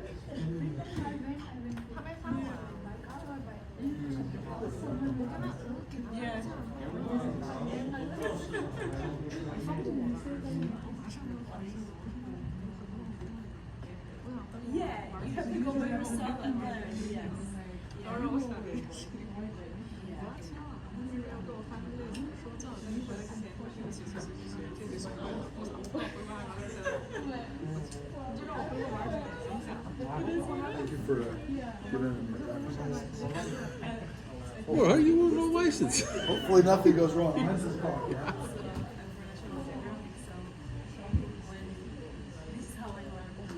No, I know him from before, so no big deal.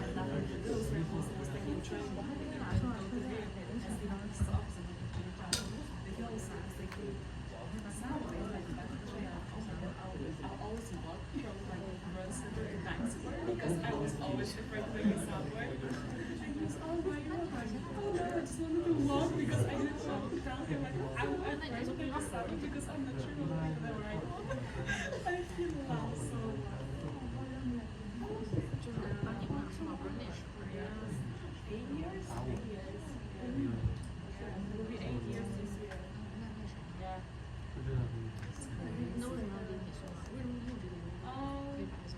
You know, I don't know. I love still like my country. You know, I like the culture of my country. Here is because my husband, when I met him, so told me, you know, it's either I'm moving to home or you're coming here. And I was all there in Giza. It was like a school. For the job. I was still like in my country. I was finishing my second year of studies. So I had 3 more years to left. And I told him, you know, I'm going to go home. And then he just decided, no, I'm going to be home. After a year, I finished my third year of studies. Whatever. Then one of us like, are moving, you know, to home or here. I ended up moving here because we had a really good job. I was still studying and had a job. Okay, so let's kick it off again. I just wanted to say, Recording go. much easier because I have already job kind of established. Yeah. And he speaks Polish very well, so you know, whenever I act, we have to like around these words in Okay, check. English is much 2. easier to learn than Polish.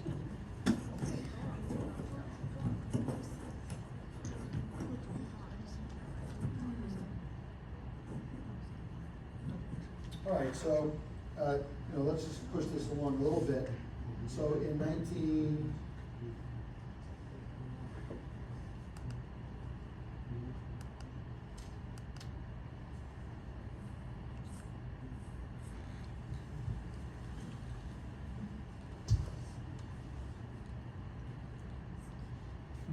Around 1954,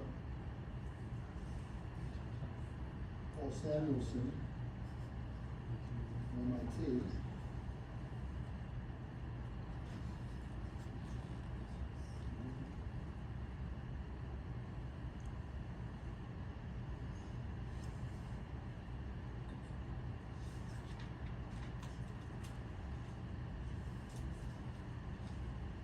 he suggested that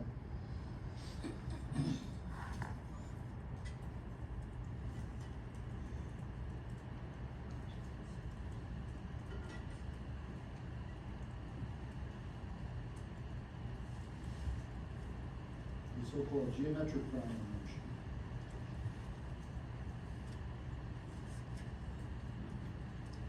was the right model for stock prices compared to 1904 Bachelier in his PhD thesis at Sorbonne, a famous French university. He had suggested that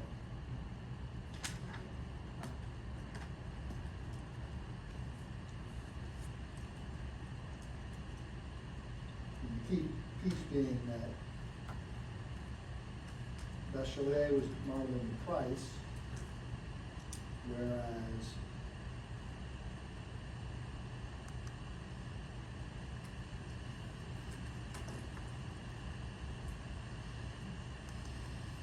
Samuelson is modeling the returns. And the basic idea is the following, right? Which is that, if Apple is trading at $100 and is moving 2% a day, you think tomorrow it's going to either be 102 or 98, with one standard deviation.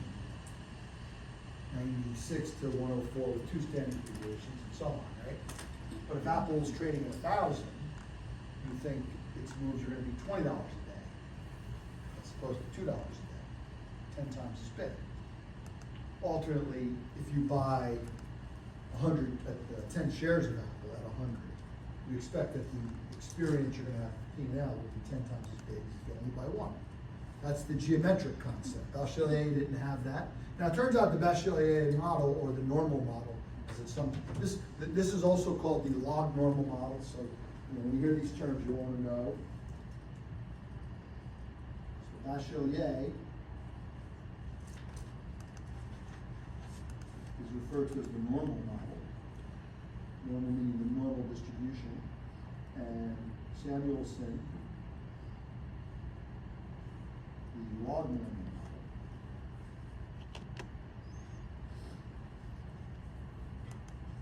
So Bachelier is saying that the change in price is distributed like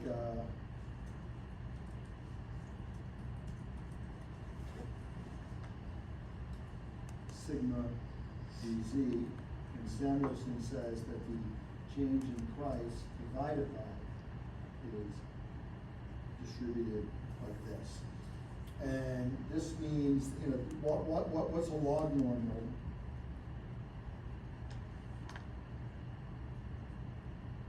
Is you take the normal distribution and you stick it on top of an exponential. And it's called log normal because if you take the log of E, that goes away, and then you end up with the normal distribution. So log normal just means that the log is normal, not the underlying itself. And we can see why the normal model is somewhat lacking for modeling stocks, but there are other markets where normal model makes sense. And in fact, one common place where normal models come into play is when you're modeling spreads. Like, what's the spread between Apple and NVIDIA, right? Or whatever the relative price. Apple, I don't know where Apple is right now. NVIDIA, I know, is 130. Let's just say Apple is 260. Well, 2 shares in NVIDIA versus 1 share of Apple. Something that is a spread that's approximately 0. That's something that could go both positive and negative. And a property of the log normal is it can't go negative. That's another reason why it's considered a better model for stocks, because stocks cannot go negative.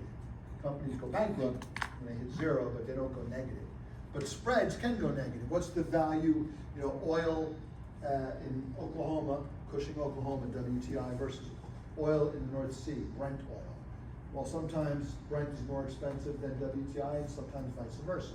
What's the spread between natural gas at Henry Hub in Sabine, Louisiana, and natural gas in Southern California, SoCal? Well, it could be positive, it could be negative. So when you're talking about things that are normally distributed, the normal model can, which can go negative, the normal model can make more sense, okay? Okay, now what I want to do is just kind of highlight the fact that there are many versions of the Black-Scholes model. Okay, I was looking at GMAT test, I'm not taking it for myself, but I'm thinking about it. I'm in the wrong book here, that's why.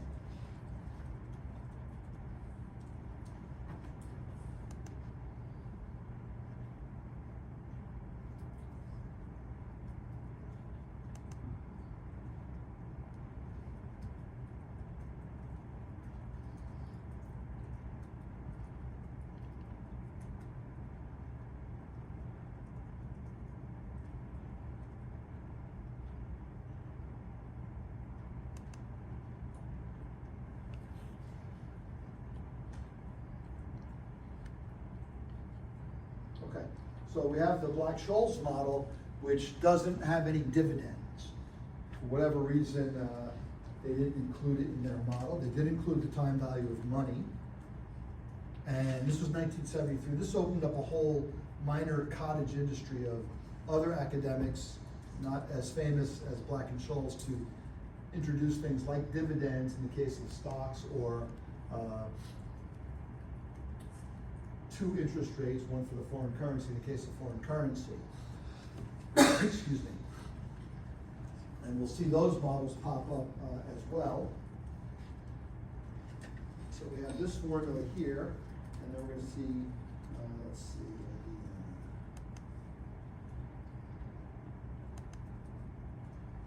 So for currency options, we get the second version of the Black-Scholes model.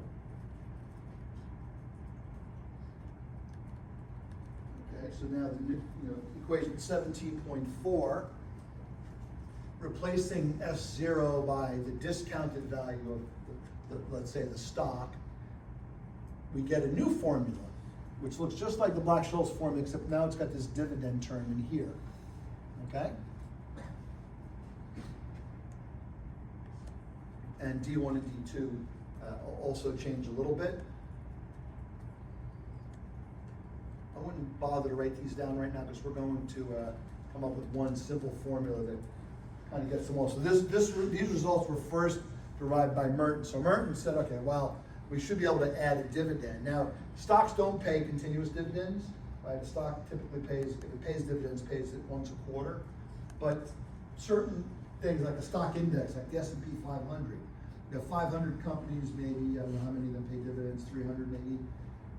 So over the course of a quarter, the dividends more or less roll in continuously, and you can just assume it's like a dividend yield, which can be modeled by continuous. It's a little bit of an approximation, and if you were a practitioner in the equity market, you'd have to be careful when you assume it's continuous if it's not. And in fact, equity models on certain, stock option models on individual stock, which only pay a dividend once a quarter, do not dare to include continuous dividends. Instead, they model the exact payment of the dividend dates. Stock options are also American options as opposed to European options. You know what that means, yeah? I've heard this, yeah? Depends when you can sell them.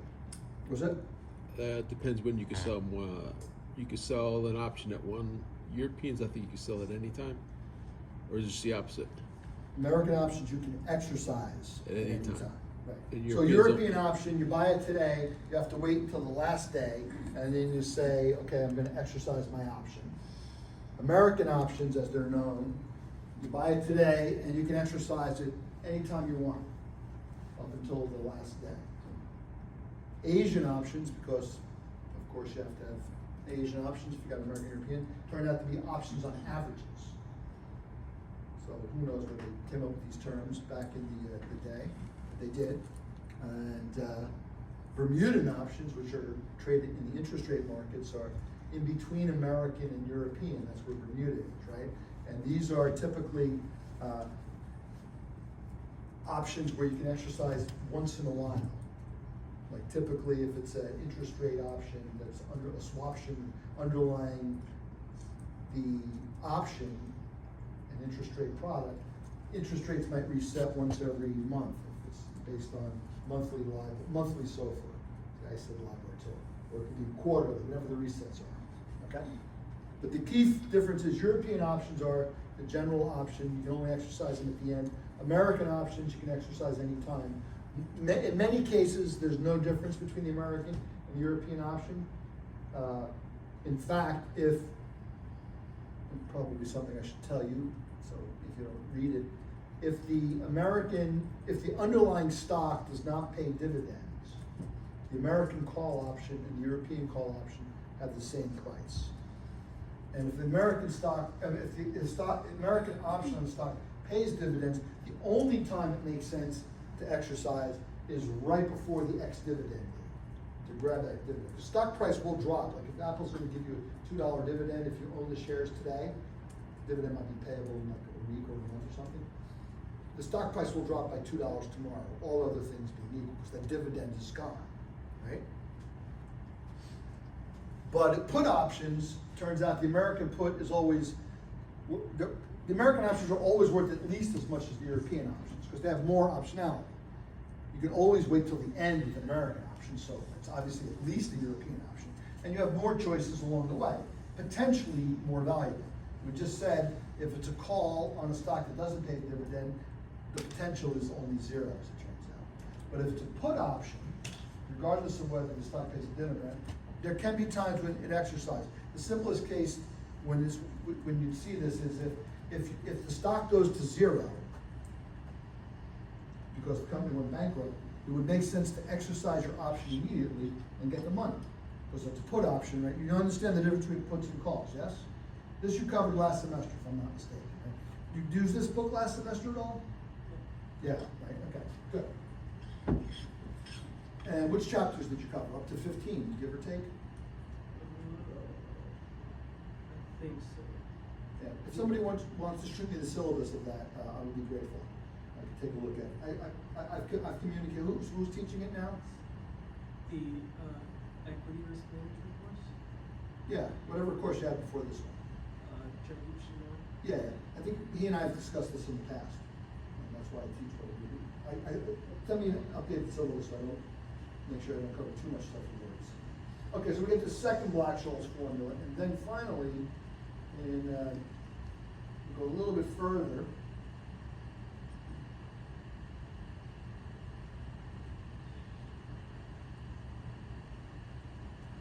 And we get one more.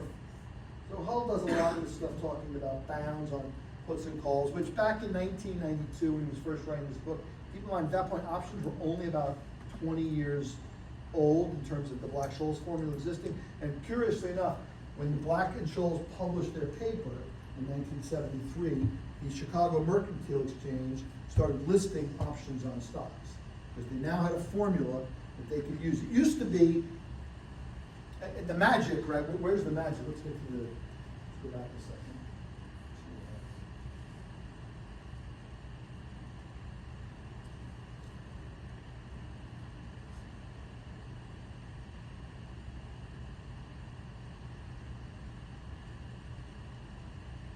Okay, here's the formula, right? So well, this one has dividend, right? The magic was when I put up Samuelson's model, we had the term mu. And mu is meant to represent the expected growth rate of the stock. So Samuelson understood that if you thought the stock was going up by a lot, the call option should be more valuable than if you thought it was going to go down, or at least do nothing.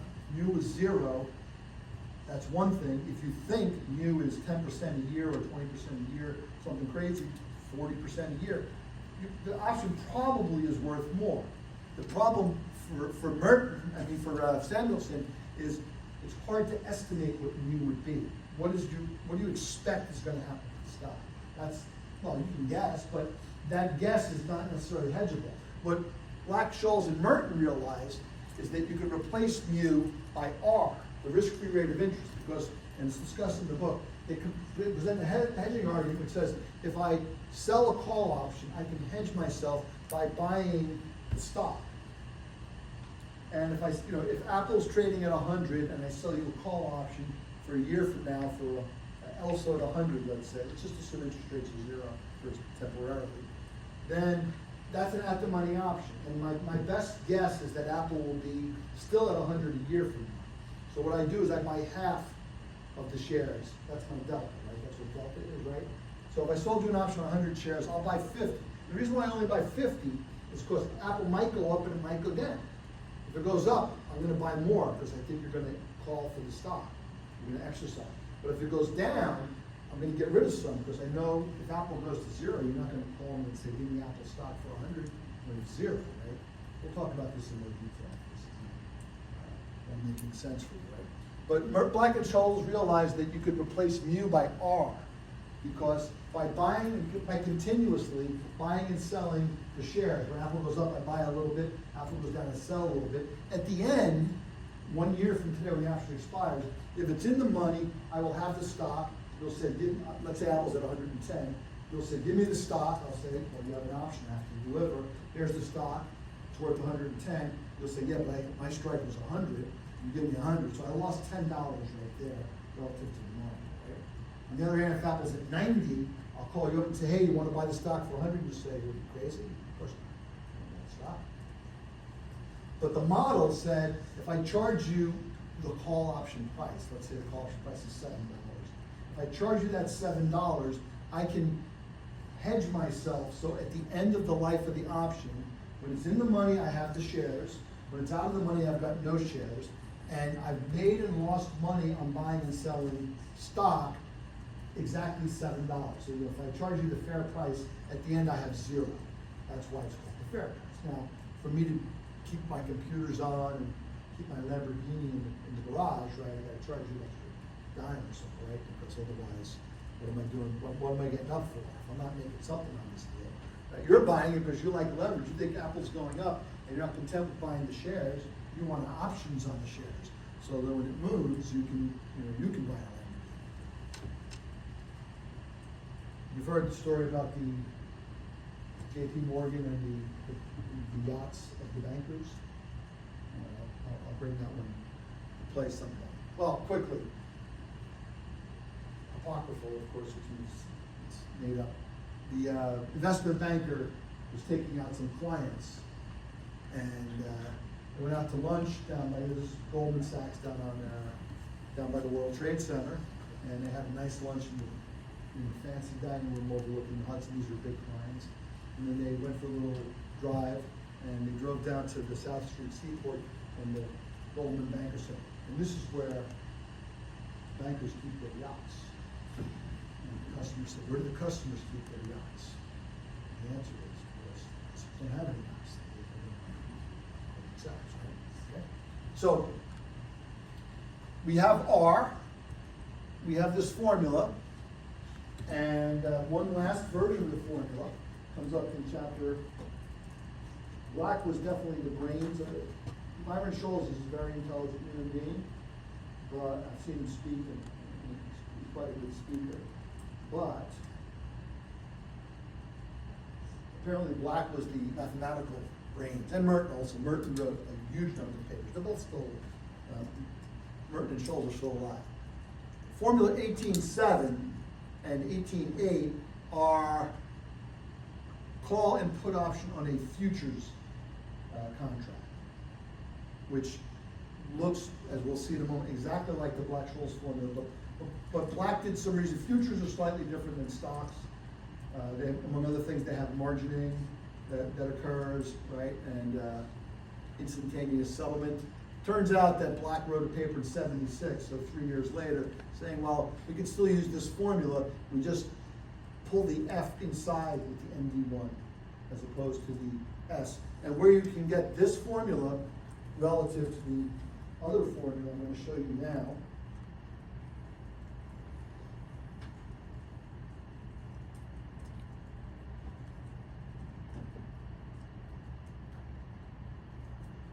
So we have the Black-Scholes formula.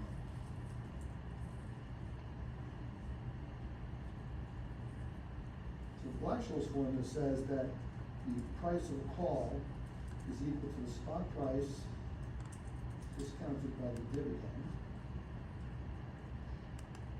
times MD1 minus the strike price discounted by the. We'll look at MD1, we'll look at D1 and D2 in a moment. Let's just talk about this. This is the Black-Scholes formula. And then this other formula, the Black formula, I think it's often called Black 76, says that the call price is E to the minus RT. Now he does it in terms of futures, but I'm just going to let F be any forward price, could be a forward or a future. So how are these ultimately the same? Turns out, well, if we take our formula from earlier in the evening,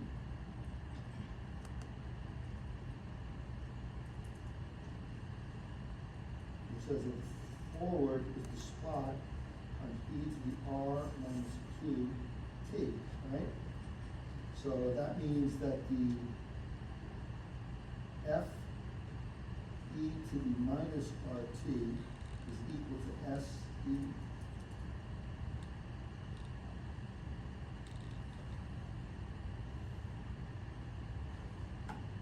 want to love Siri, but it's hard. Comes in, annoys me many times. Used to be my watch. I pick up my watch in class and he'd say, "How do you get that?" Oops, I have to do it again. I have to turn it off to start talking, right? So now, if you take the Black-Scholes formula, right, SE to the minus Q T and D1, just take this minus, put it with K e to the minus RT and D2. If you take this and replace it by F e to the minus RT and D1 minus K e to the minus RT and D2, and now you can factor out e to the minus RT times F and D1 minus K and D2. So you can see that's where the formulas, how the formulas are related. Now Black specifically changed the stochastic process to be dealing with futures as opposed to stocks. So the formula is a little different, but it turns out it's the same formula that just says, look, the value of a stock is given by the forward price multiplied by this probability term minus the strike price times this other probability term. And we're going to learn next week that this ND2 is actually the so-called risk-neutral probability that the stock finishes in the money. So what this piece says is the obligation when you buy the stock. If I want to exercise, you sell me the call option, right? And if I want to exercise it, I got to give you K dollars. Well, this tells me that how does that enter into the value of the option? Well, I have this liability of K dollars in the future, but I only have it if the stock finishes in the money, if the option finishes in the money. So the weighted average negative K is by the probability. And then what do I get in return? In return, I get the asset in the future. So this forward is the future price, weighted by, and then ND1 is going to be the weighting term, which basically says weighted by the relative value of spot given that we finish in the money. So look, if I buy Apple option at 100, a year from now Apple could be 110 or 120 or 130. There are a lot of different numbers it could be, all of which are good for me. But I want to weight the value, right? If it's 110, I get $10. If it's 120, I get $20, and so on. So this ND1 does the heavy lifting of weighting the probabilities. So, let's just say if interest rates are 0 and dividends are 0, the future or the forward is 100, just like the spot. So it says it's worth $100 weighted by the things that could happen.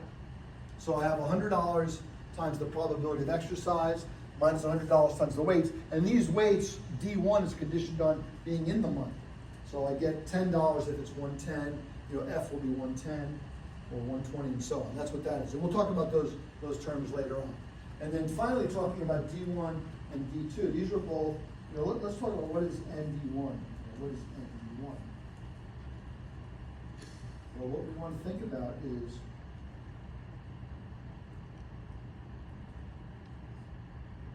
so this is y equals e to the minus, let's just go e squared over 2 divided by the square root of 2 pi. So this is the z-axis. Okay? We call it the x-axis. It's the y-axis, right? So this is the density function for the normal distribution, the standard normal distribution. It's a good formula to know. I mean, you can always look it up. It's not on the test, as it were, right? But, and it's the standard normal. The key is the mean is 0 and the standard deviation is 1. If the standard deviation was something different, we throw it down here as a sigma. If it was, and it also appears in the numerator, and the mean would also shift it. So ND1 is, you put a D1 here, and then you also do this. So ND1 is the CDF of the normal the standard normal distribution. So I have not yet given you my standard religious speech on how much math I think you should know ultimately, but you know, I'll touch on it now. You know, you should definitely know enough calculus to understand why this graph is related to integration, right? And you want to know, because if you don't know calculus, you can't do the probability other than with dice. And, you know, dice is not enough. But I'll have that talk with you next week to encourage you when you finish your program to get stronger in both math and in programming. Okay? Everybody here I know is a lifelong learner, so like myself, I've never finished taking classes, it seems, or giving classes. So this is the cumulative distribution, and that form, there's no closed form value for that. If there was a closed form value, we could write it there. But there's, the way to compute the area is, you know, just a function of doing calculus on a computer, essentially. It used to be tables, but we don't need tables anymore, we have the computer. It's just a way of computing that area using the, you know, standard methods from Calculus 1 on integration, right? And now, while we're talking about this,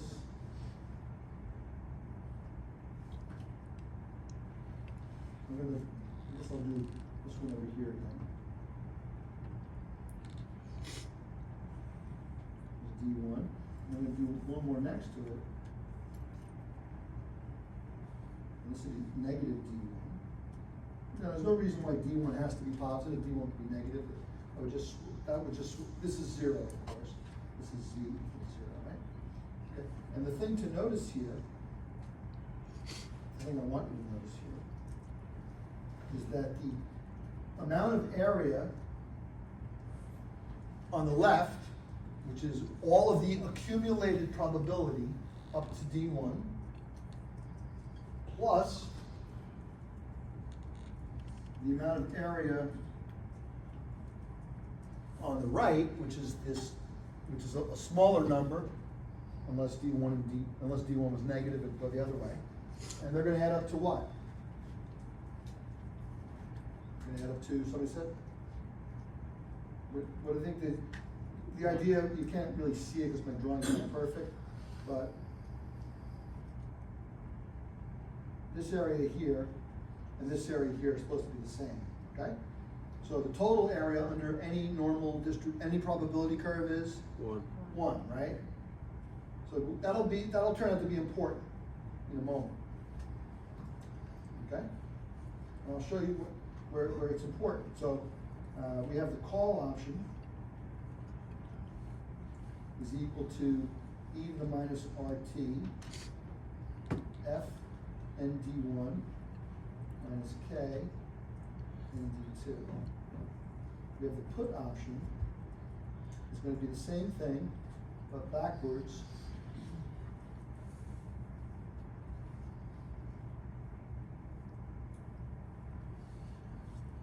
Hopefully I got that right. Good. Okay. Now, we'll do a little magic here. Let's do a little algebra 1. First time you ever saw systems of equations, right? Call minus the put is this minus, so it's e to the minus RT times F n D1 minus negative Fn of minus D1. And then it's minus K n D2 minus K n of minus D2. So you can see I took the minus sign that's here and I put it outside.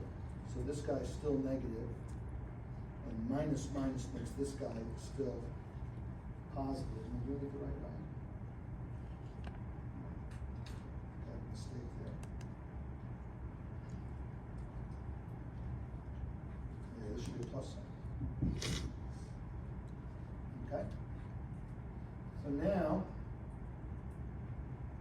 we have the call minus the put is e to the minus rt times f n d1 plus n of minus d1 minus k times n of d2 plus n of minus d2. And these two terms, n d1 plus n of negative d1, and n d2, these are both examples of the same d1 and d2 formula. D1, obviously I put d1, but I put d2. So like you say, they're both 1, so that's equal, so the call minus the put is equal to e to the minus rt times f minus k. And who knows what that is?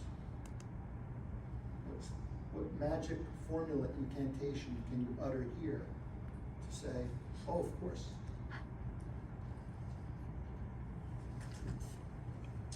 This is put call parity. You've heard the word before, the phrase before? Put call parity. Put call parity says that in a certain sense, puts and calls are Linked. the same, as it were. Slightly different, but we'll talk about, and this is kind of fundamental to understanding the nature of hedging in a way. I'll write to that. So what this says, and it says a put, a call, so I can emphasize,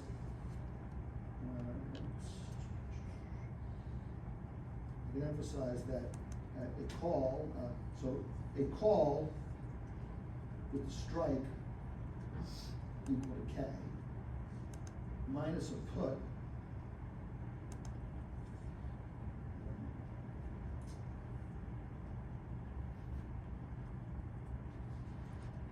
with a strike equal to K has the same value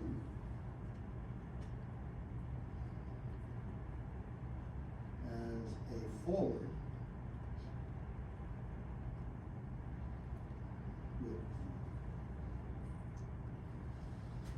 with the strike equal to K. So going back to the case of the Indian rupee, right? We said, maybe the forward price of the rupee, the dollar in rupee terms for a year from now is 95. Spot's 88. Interest rate differentials maybe say that the forward is 95. So if I buy that today, you're telling me that a year from now, I can give you $100. I'll give you 95 rupees and you'll give me $1.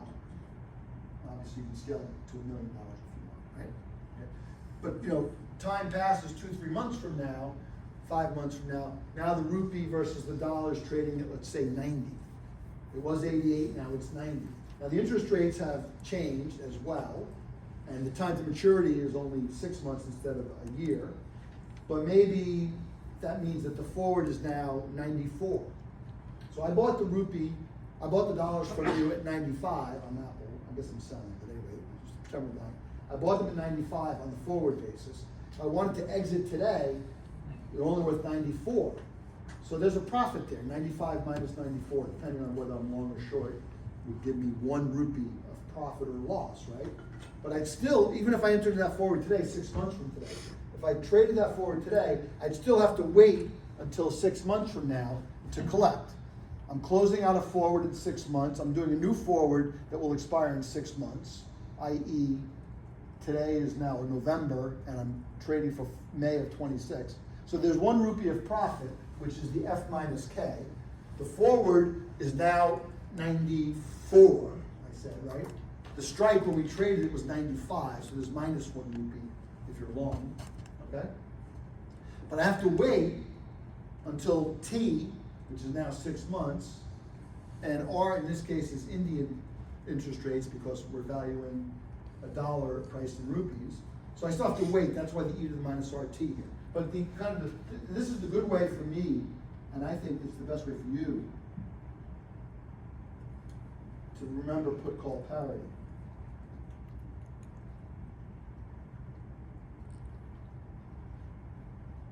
which is that a call minus a put is equal to a forward, okay?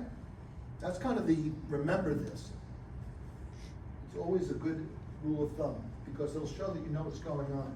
There's arguments in Hull that say, well, you know, put call parity has SE to the minus QT, and then KE to the minus RT, and you know, if you don't price it here, then someone could sell the stock and invest the funds, and then minus the dividend. There's a whole long story, but it's much easier to just say, look, if I buy a call, with it now implicit is that the strike is the same everywhere, okay? Otherwise, they're just different instruments. If I buy a call, strike is 100, and I sell a put to you, strike is also 100.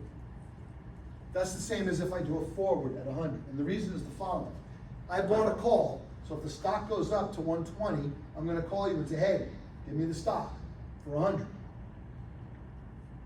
So I definitely get the stock.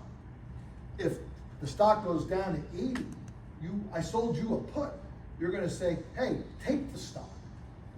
It's only worth 80, but you're gonna give me 100 by the contract, so either way, but if I'm long the call and short the put, I'm guaranteed that I'm gonna end up with the stock in my hands. Either I'm gonna exercise and I get it from you with a profit, or you're gonna exercise and you give it to me with a profit for you. So I got the minus here. So if I'm guaranteed to have the stock, it's just like having a forward. And where this really becomes interesting is that the price of a call, what's the most interesting number in the Black-Scholes formula? It's not, I haven't even written it here because I did not write out what D1 and D2 are. But what's the thing that make options different from spot or forwards? What's the market, why is probability involved? Where does probability factor into the options market? Yeah, what is volatility in the, I didn't write the formula for D1, but there's a letter in D1 which represents volatility. What is it? Sigma. It's the sigma, right? It's the uncertainty. So the point is, what's interesting is that the formula for call involves sigma, which is it's doing an expectation of something that's uncertain, the price in the future, right? The put also involves sigma. The forward price, we wrote that on the board the first thing we wrote tonight. It's just a product of discount factors times the spot, right? Does not involve sigma. So put call parity says that the sigma contribution to these two things exactly cancel each other out. So from the point of view of an options practitioner, a put and a call is the same thing. From the point of view of a speculator, they're not the same. The call wants the price of the asset to go up. The put wants the price of the asset to go down. The option practitioner doesn't care. They only care about the movement away from the center, which is represented by put call parity. So what normally happens is, if you want to buy an option that's deep in the money, you buy, you typically don't buy options which are deep in the money. You buy a forward and a put rather than a call. We'll talk about that more. But anyway, that's put call parity, okay? One last thing, and then we'll stop. So you should read, you should start reading, you could start with chapter 19 if you want. Ultimately, I kind of think you should read everything in the book up to this far. You can skip, CVA maybe for now. It's an interesting topic. I work on it a lot, actually. But we're really focused on options. That's kind of the thing here. We'll kind of dig around to the Black-Scholes options. In particular, next week we'll talk about the Greeks, delta, vega, gamma, which are the essence of probability creeping into the world. And then we'll talk about then we'll talk about exotic options. And then later on in the class we'll talk about options on commodities, and we'll talk about oil and gas and power, which are kind of my specialty right now. So what I do for a living, I work as a quantitative analyst. I'm at Mercuria in Greenwich, which is an energy trading company based in Switzerland. We trade oil globally, but we also now in the U.S. our primary markets are trading U.S. power and U.S. gas. So we're heavily into the energy market, and I do a lot of work with pricing options related to natural gas and power. Okay, we're gonna stop a little early tonight. Next week, we may go a little bit later. We'll always be out by 9, of course, but I will see you next week. So start reading, and we'll be talking about the Greeks next week, so get it going in chapter 19. And do problems. Take the book out, take a pencil out, or take Excel out. Definitely don't work with calculators, and you probably know that, but if you don't, use Excel, because when you want to make changes, Excel is better. Ultimately, probably want to write code, but I don't think we have to do that yet.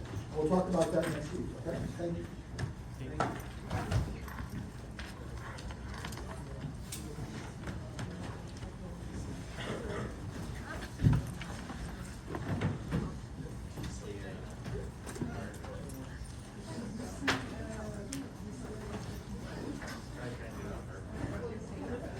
No. Should I see it? Is it crazy? Or is it?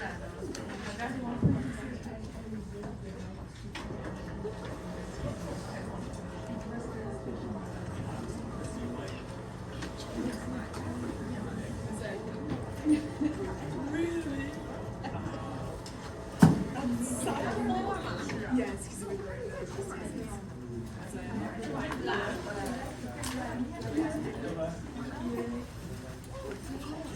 I'm really crazy.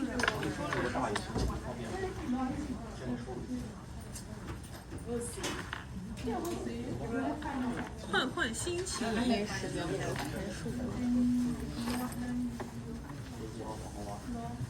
Oh yeah, the law, yes, but I'm not sure who incorporated like what kind of